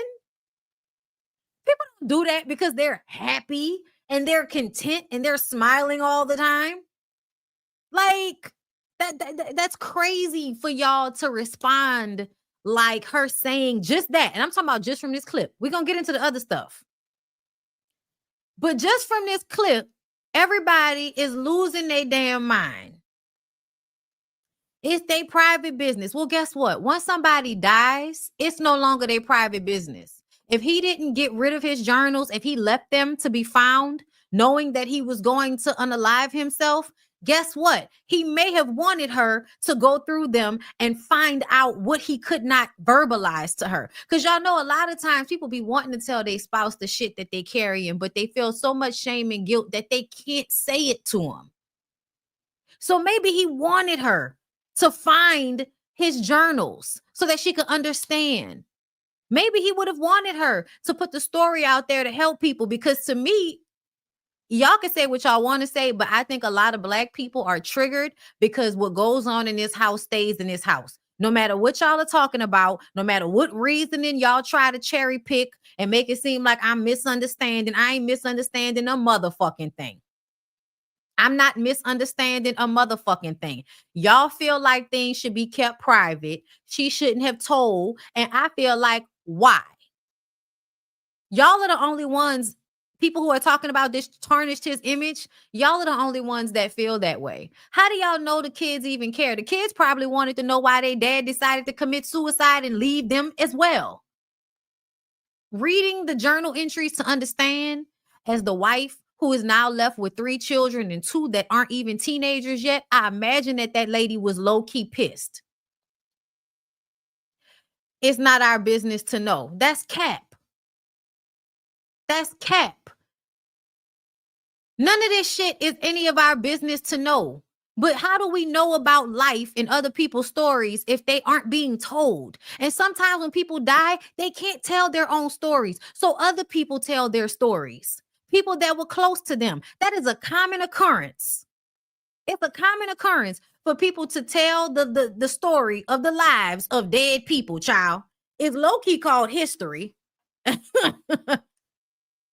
But again, yes, they were public figures. They were all over TikTok. They were all over social media. This is somebody who had a fan base. People wanted to know why he committed suicide. Another thing, let's talk about the drug thing. She didn't call him an addict. That's not what I heard. She said she found shit that showed her he probably was battling and trying to self-medicate. A lot of us do that. That does not tarnish him. I don't think that makes Twitch look like a bad person. The only thing to me in real life that tarnishes people's images is finding out that they harmed other people and we just never knew about it. Finding out that you murdered somebody or that you molested somebody or you are somebody. Those are the only types of real allegations that I feel like can tarnish somebody. But the truth of the matter is, whatever happened is the truth of the matter. And I don't know why everybody is so obsessed with deifying people once they die. I really think it's not helpful, for real, as an ideology for everyone to feel like we should only talk about the good parts. We shouldn't talk about the bad parts because then people are going to feel he's dishonored. How is he dishonored? That man is dead. That man is dead. Yes, let's talk about him not having drugs in his system. First of all, like I said, she did not call him an addict. She said, I found things that made me feel like he must have been trying to cope. He must have been trying to deal with it. I think I read something that said he had shrooms and stuff like that. And when people are going through like emotional, psychological problems, they do shrooms. They smoke their weed. They might, they in entertainment industry might have done a bag every now and again at a party. I don't think that she was saying, oh, he's just an addict and that's how he died. He committed suicide. So, of course, there's nothing in his system. That's what everybody's talking about. He didn't have anything in his system, but he still committed suicide, y'all, which means something was amiss. Something was wrong. And to me, when you really break it down, another part that everybody is upset about is that it seemed as if in his journal entries, which she read and talked about in her book, recovering from his suicide, trying to figure out what the fuck happened to him, she read his journals that he left. And in there, she read that he may have been assaulted by a family member, a male family member, when he was a child. So apparently all of the proceeds from her book is going to, some type of organization that she put together in his honor. People do that all the time. Okay. But either way, I feel like what y'all really don't like to deal with is the ugly truths that people deal with in life. And I want y'all to stop feeling like it's harming somebody for those truths to come out, especially when somebody has passed away. The lady literally said, I'm telling y'all this because I want y'all to pay attention to the signs. The whole book hasn't even come out yet. So everybody's jumping off the curb and they ain't even read the whole book yet. But to me, if you see a person smiling all the time, acting happy all the time, and then they commit suicide, you know, if you have any type of emotional intelligence, they must have been battling something very deeply inside of themselves. And a lot of the times, there are only a few things that people battle with that deeply inside of themselves that stay with them for years and years and years. And a lot of the times, especially for men, it's them being touched as children and not feeling like they can talk about it to anybody because they're a Black man, and that makes them look like less of a man to somebody for them to talk about what happened to them. So for me, yes, I automatically thought about Robin Williams with him. I automatically thought about Robin Williams. And I'm sorry, but I feel like it's important to have these conversations about why people are hiding and keeping their dark depression within themselves to the point that it eventually ends with them ending their own life because they couldn't release it because they felt so much shame and guilt. And then he dies. His wife gets up there and says, this is what I think happened to my husband. And y'all are like, oh, you're tarnishing his image. If anybody has his image that affects them, it's her and her kids. It's her and her kids. And I absolutely feel like y'all are taking on this, let's protect this Black man's image from this white woman that scammed him. Them people was together 15 years and had 3 fucking children together. If he felt like that lady was somebody he couldn't trust with his secrets, maybe he should have took them journals and got rid of them before he decided to unalive himself and leave her with 3 children to take care of on her own. And thank you. Also, what image? What image? I feel like in real life, y'all talk in euphemisms and you talk in shit that you've heard other people say. But when you really boil down to it, what does that even mean? Do you really think that it is not going to help his kids eventually to know why he did that? Because to me, that's what would hurt me the most, is trying to figure out why you did this. And yes, there are also a lot of people that's acting like, oh, it's fishy. It's a conspiracy. He was linked to Ellen. Ellen was linked to Diddy. Maybe he knew something. Like, y'all, I can go on a rabbit hole with y'all anytime y'all would like, but only if y'all are going to present me with shit that actually helps me go down the rabbit hole with you. You can't just throw shit out there and then be like, oh, well, I can't say nothing. Well, I don't really know. Well, then don't lead us down the rabbit hole if you can't give us no fucking facts. Nobody was questioning whether he killed himself when he killed himself. Nobody was questioning it then. But y'all want to question it now because the wife then came out with a book? And y'all don't like it because she white and she not supposed to talk about whatever went on in his Black ass family? Oh, yeah, the family getting an NDA. Let's talk about that. She gave the family an NDA before they came to the funeral. Now, I don't know why she may have done that. This lady could be sketch. I don't know. And I really don't care. But what I'm saying is, based on what we know, y'all are jumping off the porch, and it's not about anything real. It's about, as Black people, feeling like you need to protect a Black man's image from some white woman that is going to harm his image. Y'all, to me, let Emmett Till go, baby. Let him go. I know that's what y'all think about a lot of the times when y'all get into these modes. But that's not what's happening. It's a grown-ass Black man that had a family with a white woman. He was with her, built a business with her for 15 fucking years, and then left her to deal with their life on her own and to grapple with that however she may. I don't know this lady. You're right. The friends mad, the family mad at her. Don't nobody like her right now. Everybody mad at her because they don't like that she's talking about these things. Is that really any different from a lot of Black families and people, period, that don't like the secrets of somebody who has some shiny, perfect image? You know, y'all don't like the secrets to come out. But I always think about Martin Luther King. Martin Luther King was who he was to us in the civil rights movement. When you dive deeper into his life and find out he really didn't even want to marry his wife, which is why he cheated on her so often, and how he had a proclivity for white women and all of that type of shit, does that change the fact that he was one of the main people in the civil rights movement? Does it change the efforts that he put in to get us a little bit more equitable treatment in his country? I think the fuck not. I think we can all be like, Martin Luther King was a great civil rights activist and a whore. Those two things can go together, and it does not change how I feel about him. Still grateful for his existence. Still glad he did what he did. The fuck? To me, I need for everybody to stop thinking that everything that's not a positive on somebody's life means that it devalues their life in some type of way. It doesn't.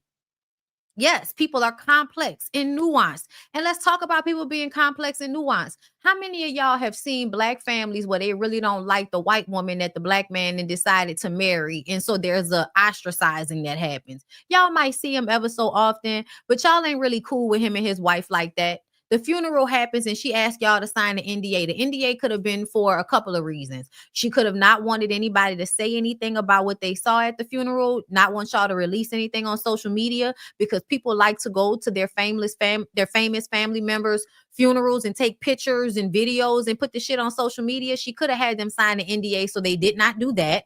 And she also could have had them sign an NDA so that in the future they would not release any information about him before her book came out, which definitely seems self-serving. But again, that's his wife. That's the mother of his children. That's the person who he chose.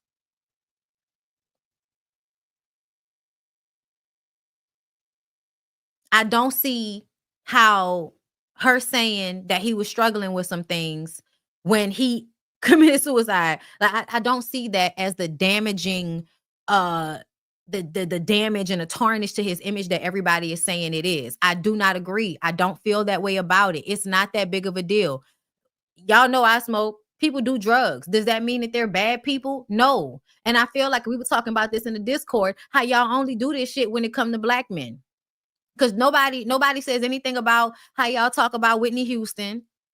Nobody says anything about the way y'all talk about Tina Turner and her being abused. There are so many things that happen to women that could be tarnishing to their images, and nobody's out there arguing and putting on capes and shit for it.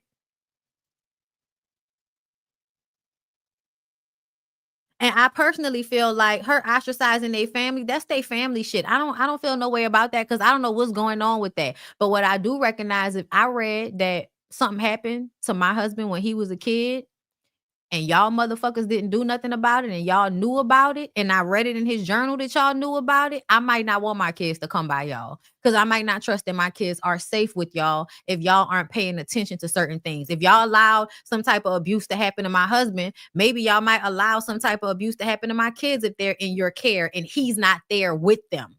So no, I'm not sending my kids over to y'all house without me and all. No, I'm not doing that. Talking about, oh, she ain't letting us see the kids. What does that mean? Does that mean that she not letting y'all come pick them up? Or does that mean that, you know, you tried to see him and she closed the door and locked the door and said y'all couldn't see him? Like, I need specifications. Where's the cousin? But they going ham about the autopsy. And I'm like, just because there was no drugs in the autopsy does not mean that he wasn't battling with something. And that was the whole point of the statement. I feel like y'all really picked that part out of what she said and zeroed in on it as if it wasn't for a reason. We're going to talk about one more thing before I get out of here. She won't. So this is the cousin, Big L. She won't let our family see the kids. He was an addict. He smoked weed and was actively trying to quit. He wasn't an addict. He smoked weed and was actively trying to quit. He wasn't some junkie. So right here, to me, nobody said he was some junkie. You're admitting that he smoked weed and that he was actively trying to quit. So why was he trying to quit smoking weed, girl? What he needed to stop smoking weed for? To me, I feel like you feel more shame about him smoking or people knowing that he smoked than a lot of us adults do. Like, to me, it didn't sound like she was trying to make him out to seem like a junkie. I don't feel that way. Yeah, I don't give a fuck about an NDA. This crazy woman made me and his actual family. And what do you mean his actual family? As if she's not his family. What do you mean by that? Because the nigga bust off in her and had 3 children with her. That's that man's family too. What do you mean that's not, his actual family? Including sign an NDA just to even attend the funeral. She's been trying to tarnish his legacy and refuses to let the boss family see the children. She's trying to tarnish his legacy. Again, how so? By pointing out that he may have used drugs. He committed suicide, bitch. The drugs is not the worst part of this. What is wrong? Only to exploit and lie on my cousin. Hell no. Okay, girl. I'm so tired. Like, I'm waiting for the lie. Where's the lie? She said he used drugs. She didn't call him an addict. She didn't call him, she didn't put the negative connotation, but you're saying he used the same shit that she said he used. He smoked weed. I'm so tired of keeping my fucking mouth shut, bro. You did our family so motherfucking dirty. Y'all, I don't care what none of y'all talking about. None of that is specific. None of what this cousin, very beautiful woman, but none of what she's saying is specific. Had y'all sign an NDA, mention that he smoked weed and did some drugs. Like, he committed suicide. It's obvious something was wrong. Why is it that y'all are harping on the drug part? He wasn't, like, we could tell he wasn't some, like, the man was working. We saw him. All of that is opinion with nothing real in it. But okay. Where's the mom? Y'all, we're going to talk about that pastor making that girl apologize to the church before we get out of here. Just know that. So, wait, Allison said all of this. And I remember, and to me, this didn't seem, her response didn't seem, as problematic as people probably made it seem. But let me continue. This is what the mama said. Our family is absolutely appalled by the misleading and hurtful claims made about our son, Stephen Boss. The recent publications spreading untruths about Stephen have crossed every line of decency. As his mother, I will not let these accusations go unanswered. We will not stand by while his name and legacy are tarnished. He doesn't deserve this, and the kids don't deserve this. For the last 2 years, I have remained quiet and away from the public eye to protect my family. My primary focus has been on healing and attempted to remain connected to my grandchildren. But when I read these dreadful claims about my baby, our beloved Stephen, I realized I could not stay silent any longer, that he smoked weed and was struggling with his mental health. I'm sorry, y'all. That's all I heard from what that lady said. That man smoked, did some other shit, but was mostly just struggling and trying to cope. That's all I heard the white lady say. I don't know why y'all are so upset. And yes, the autopsy report is fucking public, bro. He didn't have anything in his system when he died. That does not. Do y'all know how long it takes cocaine to get out your system? 72 hours. Maybe he stopped smoking weed before he committed suicide. That might be a thing that kind of pushed him over the edge. Like, think about if somebody had been smoking consistently for their life and they decide, I'm going to just stop cold turkey. And so they stop. But they're still going through a depression. They're still having a hard time, but they're no longer self-medicating. And then they do what? Commit suicide. Like, it low-key makes sense for why he wouldn't have anything in his system if he was using prior and stopped and was going through a depression. Also, people use drugs recreationally. But the way she explained it, said that obviously he was trying to self-medicate and cope. I would have to say, yeah, probably. because he committed suicide. Like, this is not like his debt just ended like regularly or something like that. Like, the fuck? And weed take 30 days to get out your system. 30 days. Cocaine takes 2 hours, I believe. Like, you don't, like, nobody fucking knows. And what if they didn't test him for shrooms? Like, the fuck? Like, he could have been microdosing. Who knows? That's like not even the important part about the story to me. That's not even the most important part. But everybody's acting like the knowledge of that is just so, oh my God. Oh my God. I just, okay. I'm just trying to see if there's anything else. Yeah, okay. Yeah. I feel like everybody's jumping off the porch. Okay, so what did the white lady say in response to what happened to her husband? Ex is dating. Because leave her husband out of it. I'm sorry. To fans of Stephen and our family and friends, I want to be clear that my only intention in writing the book is to share my own story as well as part of my life with Stephen to help other people just like you. I never really knew what happened, and even as I am trying to put the pieces together, I will never really know. If you decide to read the book, hopefully you'll see my intention is to celebrate the love and life I share with Stephen and our 3 beautiful children, and also the more complex aspects of both our lives. I hope that by sharing our full story, maybe I can help someone else who might see themselves or a loved one in Stephen. In sharing, I hope that maybe they can catch some red flags that I missed before it's too late. Over the course of the last 2 years, I've spoken in detail with NAMI as well as the Solomon family and the Defensive Line Foundation to better educate myself on mental health issues so that I can share warning signs with others. All of my proceeds from this book are going to fund the mental health focused foundation I started in Stephen's honor. Move with kindness. My hope is that we don't need to lose another husband, father, brother, or friend to suicide. I believe that if Stephen was able to choose, he would choose to have his story told if it meant saving even one life. Like, yeah, I don't know. Let me see. Okay, so this is what I want. Okay, let's get into it. This is from his manager, I believe. If you love Twitch, screenshot this and post it on your page. Your story everywhere. This ends today. What? What does that say? Lies. Okay.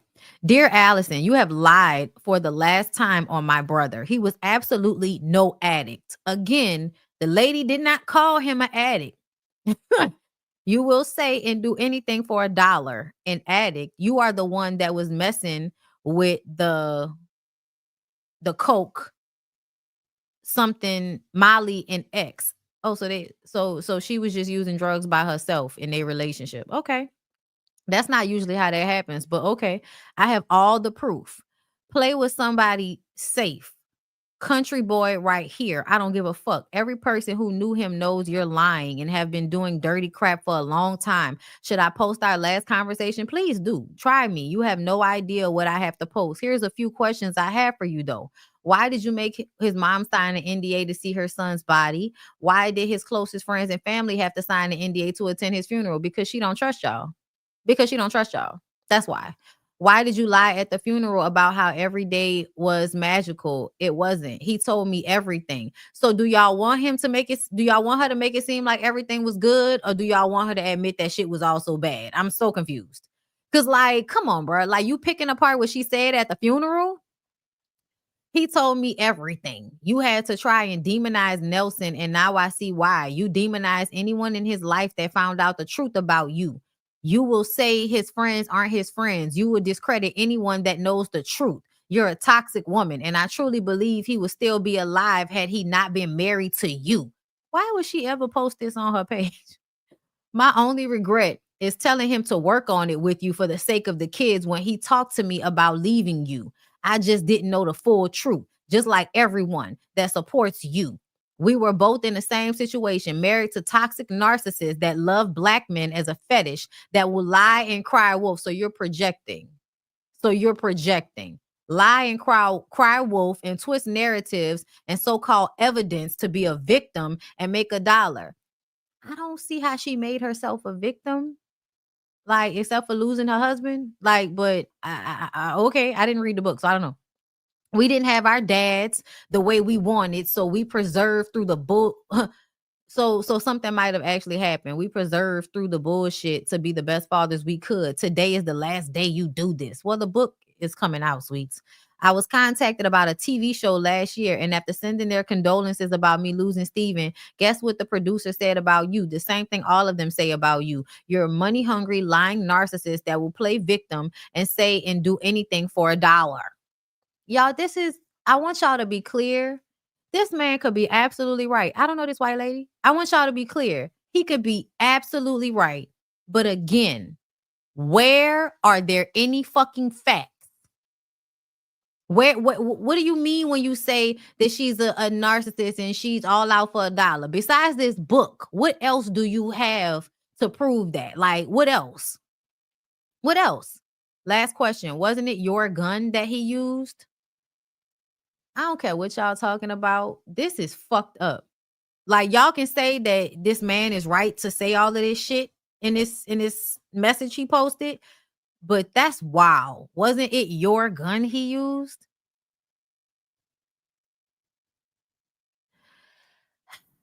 Keep playing with my brother's name. This is the year of truth. Everything is offline. Nothing is off limits. Okay. Well, Sprayer, post the text messages. Due to the recent selfish acts of a certain horrible piece of trash human being who only wants to use my best friend's memory to benefit herself and her stupid ass book she's selling, I think I want to go live and share some real, actual, heartfelt memories of Steven. Okay, I really think y'all are overreacting to what was said, if you ask me. These people, I think they're going off the porch. Like, so none of y'all did drugs? Nobody was struggling with anything. To me, in that last message, it sounded like you were saying he was struggling. It's just that she was the reason why he was struggling. Child, terrible white woman he spent 15 years with. I wonder what made him choose to marry her and stay with her.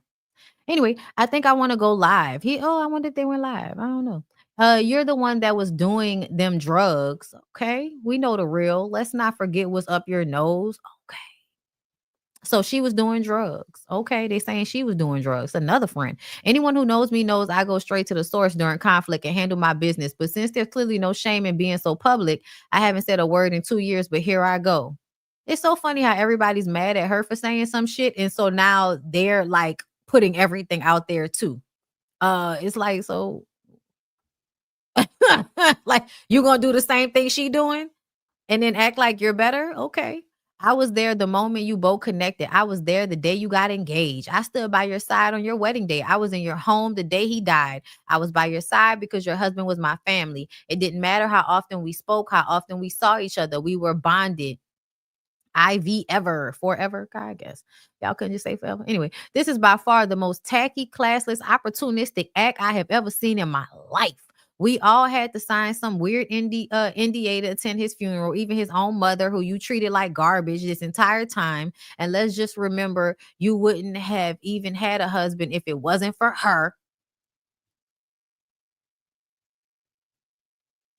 Girl, in real life, I don't give a fuck about nothing you talking about. If I don't like his mama, that ain't got nothing to do with, if it wasn't, yeah, great, got it. But you was her friend and standing by her side this whole time. She was this terrible person, but you was there with her up until he died. Okay. Let me continue, girl. Let me continue. Let's just remember, you wouldn't even have had a husband if it wasn't for her. Not to share anything or ruin his name as if that was on anyone's mind in the first place. And here you go and write a book with all the dirty laundry smearing his name and attempting to dim the bright, loyal, loving light that was your husband, my friend. Again, y'all, to dim the bright light, baby, he's gone. The light has been dimmed. The light has been put out, baby. Whether any of it is true or not is actually beside the point. This is how you protect the boss name. You so quickly dropped on your social media platforms 48 hours after he passed, his legacy. This is how is that true? How do we know if that's true? This is how you protect his children from any further humiliation, hurt, and despair. This is what you want them to remember about him. Again, y'all, the man unalived himself.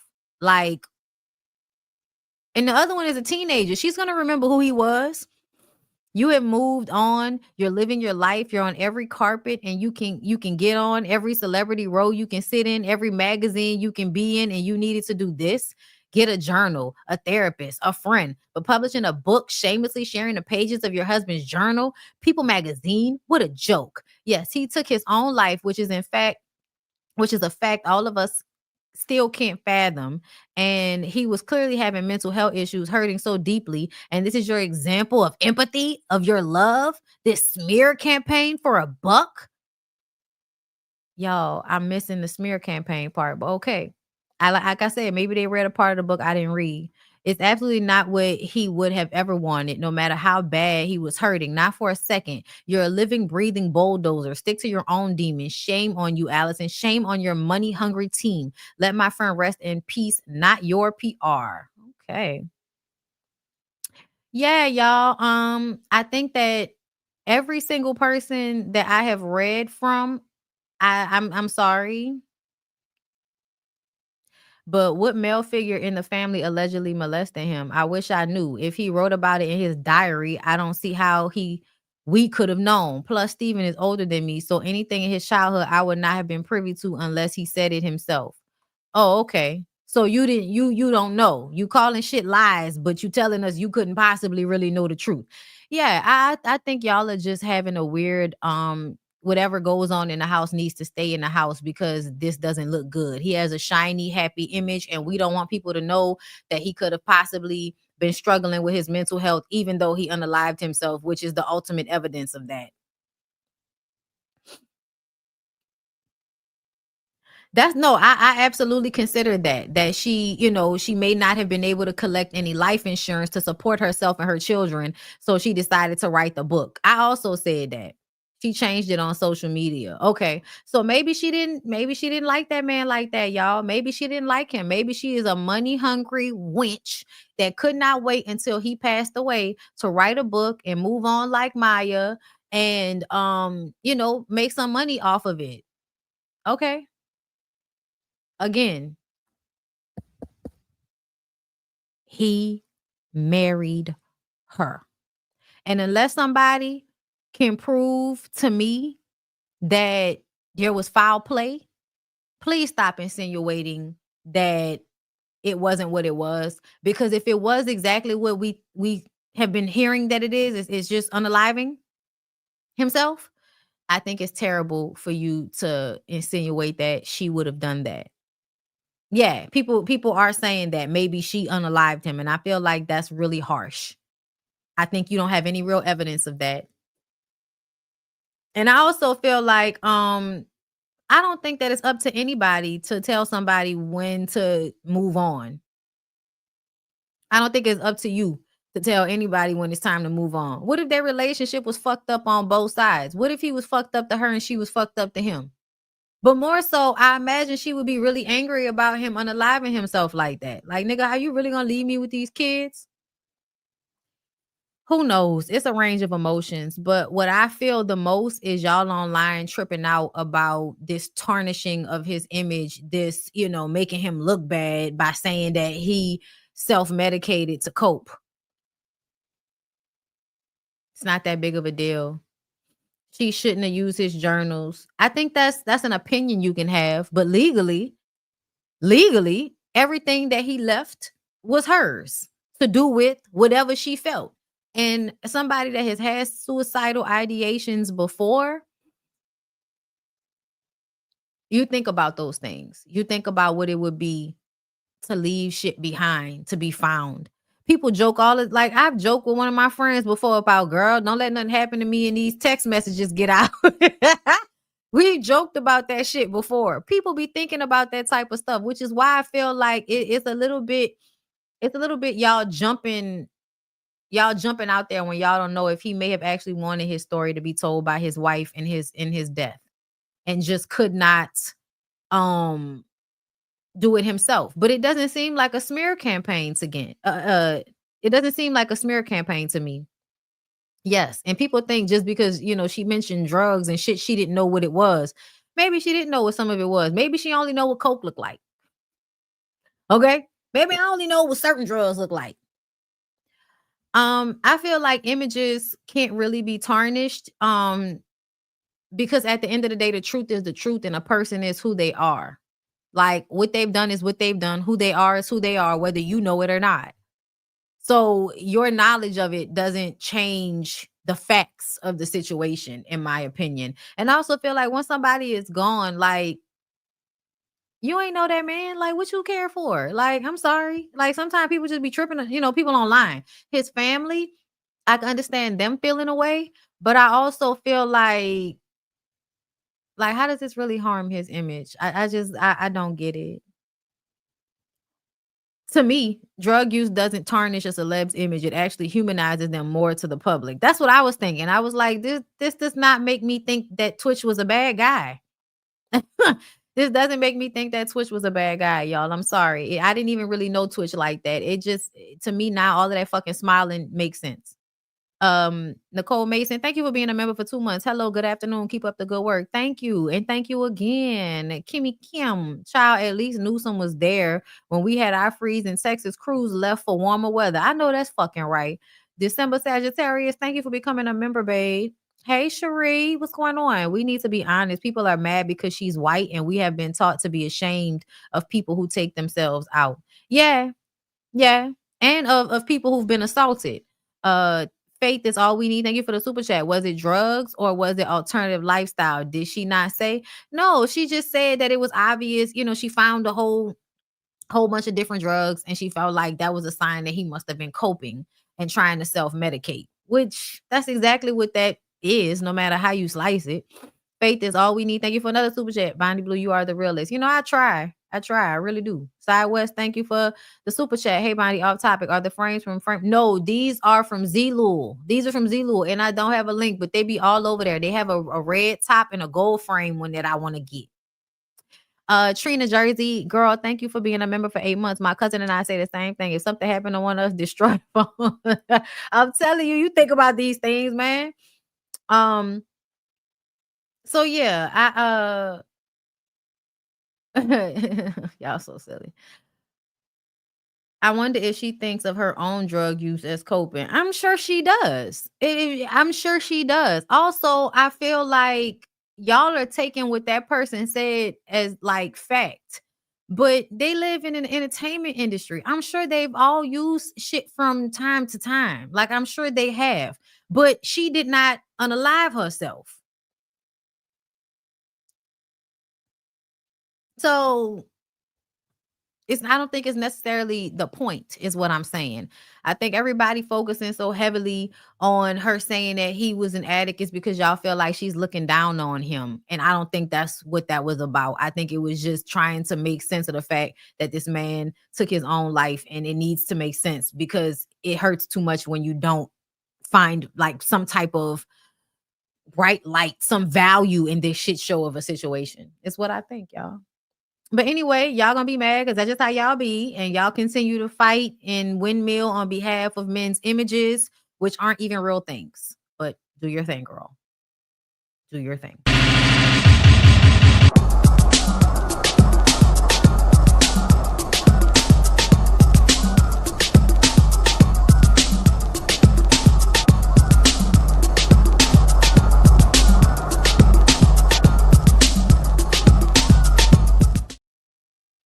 All right, y'all.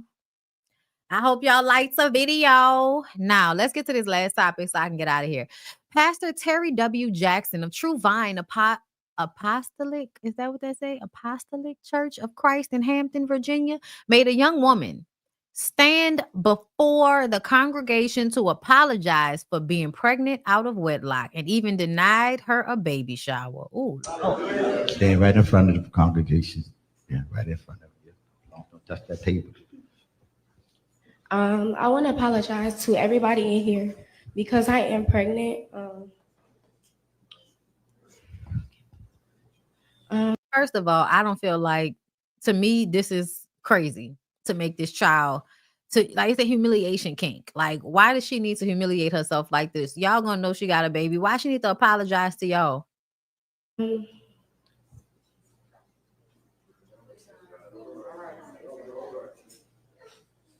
I'm sorry, y'all. And I just hope that y'all all forgive me and praying for me.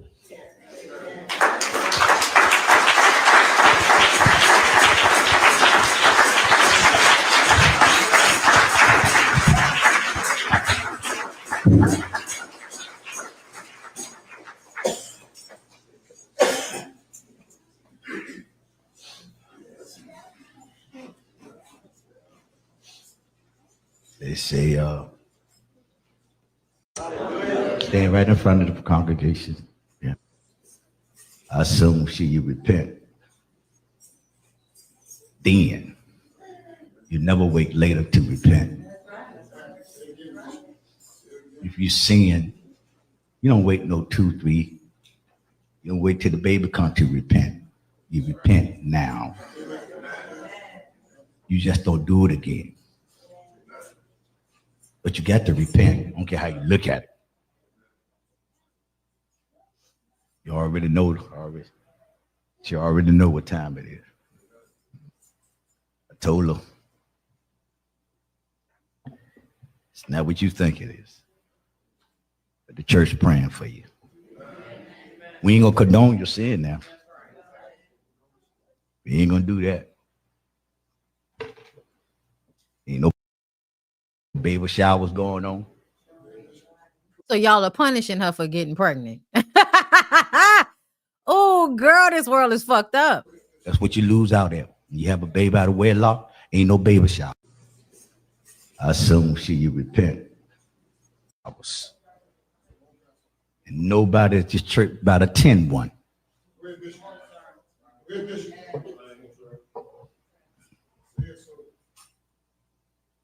Child, church wasn't never safe. Mama shouldn't have one neither. You got to take care of your granddaughter. You can't condone sin. So we can't get help by having a baby shower and having people bring gifts. We can't do that because then that's condoning that she had a baby out of wedlock. And we not down for that. Even though I'm sure there are people in this congregation that have done that shit as well. You don't have no private baby shower. You can't have no baby shower. You lose all the pride and glory. You lose all that. You just lose all that. Is that right?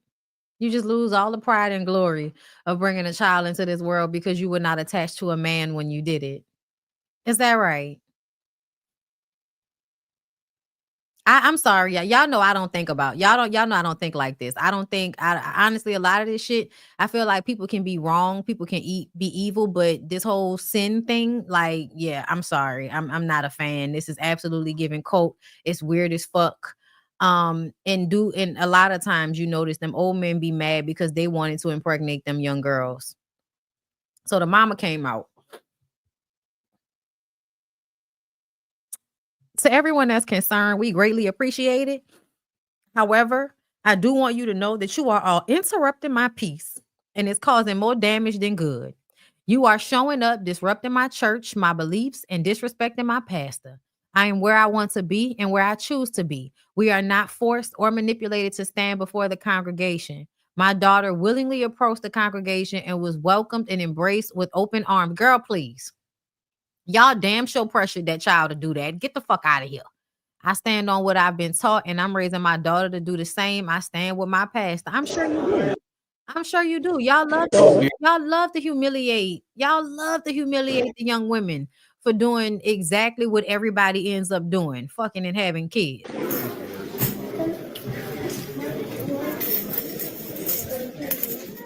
You the pastor that denied that lady her baby shower and embarrassed her up here. I'm coming in this church. What you want? I'm asking you a question. Now, what do you want?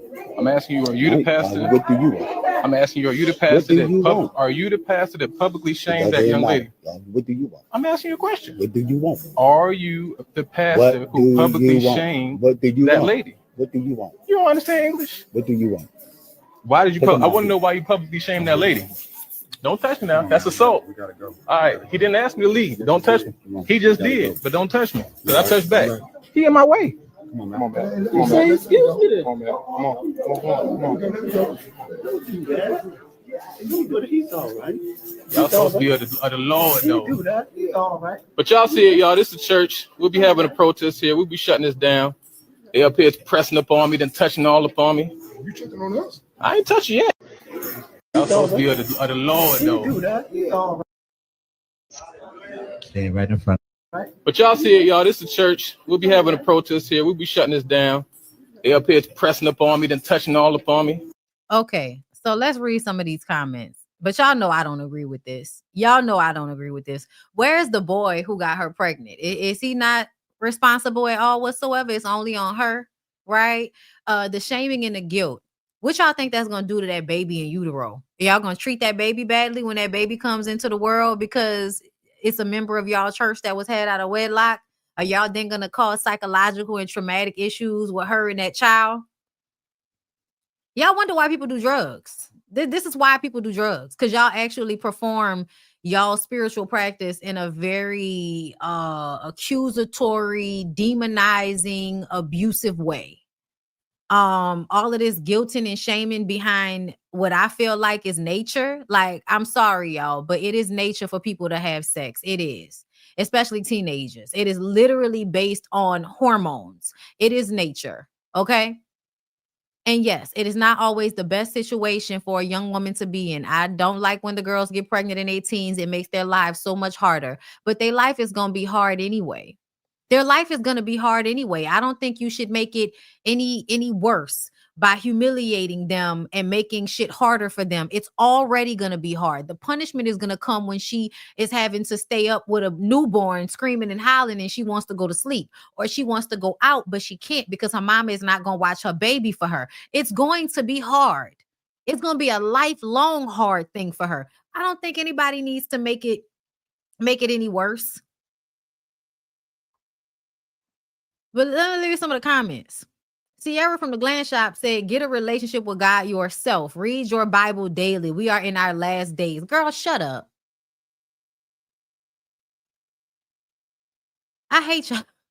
I hate all of y'all. We are in our last day. And it be, read your, girl, it be the same people that's popping pussy and living a secular, non-Jesus freak life, but want to turn around and say shit like that in the comments. Girl, shut up. Vibe with Josh says, shut it down. God forgive me, but I would have got up there and cursed everybody out. Because what the fuck? Somebody said the pastor the baby. The pastor the baby daddy. Kendall, that's what you think? Why did they put it on the internet anyway? Child. Yes, protest there, but that church ain't right now. They did that woman. Oh, I know you ain't talking, Tiny. The way you let your husband wire your daughter's vagina. Well, not yours, but his other daughter's vagina to make sure that she wasn't having sex. It's the same shame and guilt that y'all apply to young women who are trying to figure out their sexuality that y'all do not apply to the young men. It's the same thing, girl. The fuck? Thank you for becoming a member. Hey, Kay. Where is the boy? That environment is given. Where is the deacon? Yeah, no, they said because they had some deacons at this church. They had a deacon that had 2 people pregnant, and that's what the fuck we be talking about. Y'all get up there and y'all shame and guilt children for making mistakes that happen in life. But as adults, y'all can sit up there and still be doing the wrong shit with fully formed brains, and nobody's calling you to the front to whip you publicly in front of everybody. To humiliate you publicly in front of everybody. Nobody doing that to y'all.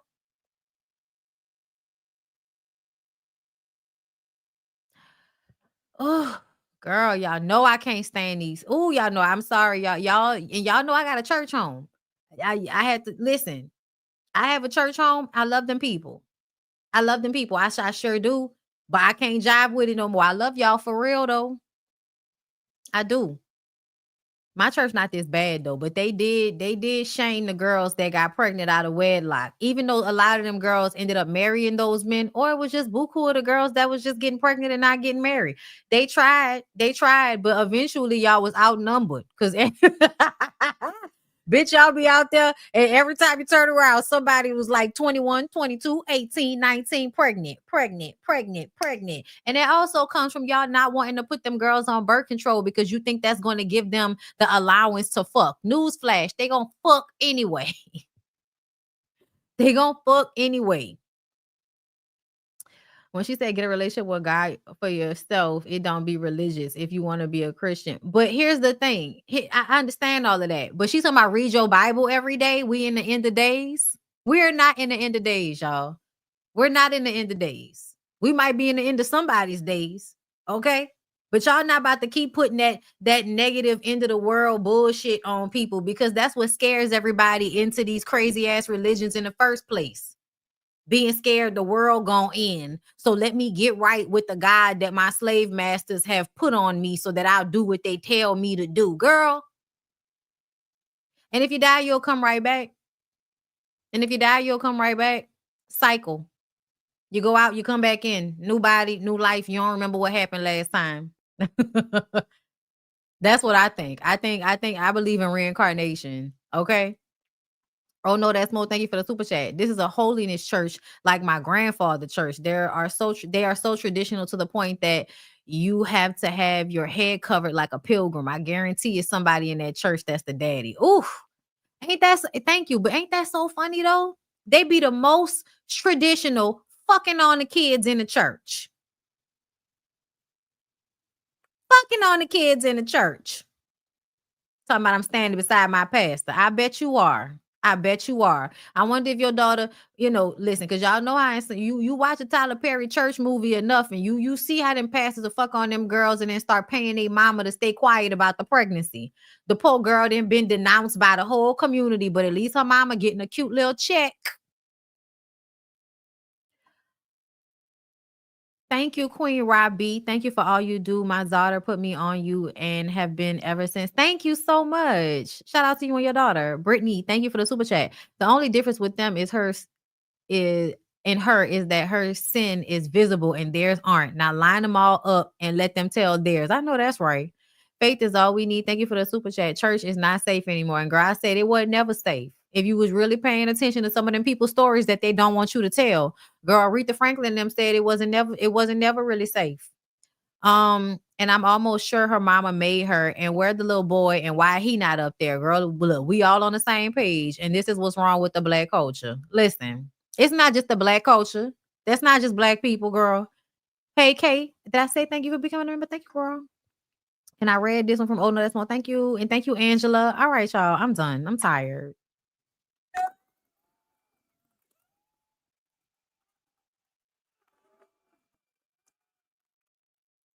I'm tired. I'm ready to go. I love y'all. I'm definitely about to go take me some Benadryl and lay down on my sofa. I might give me some crawfish first. Oh. Anyway, I love y'all. I appreciate y'all. I hope y'all like the live. Check out everything else that I did this week. Members only. I'm gonna try to come to y'all. Y'all might have to wait till next week because tomorrow I got something to do. And y'all know how Sundays and Mondays be for my man. All right. So yeah. Anyway, I love y'all. I appreciate y'all. And I'll see y'all in the next.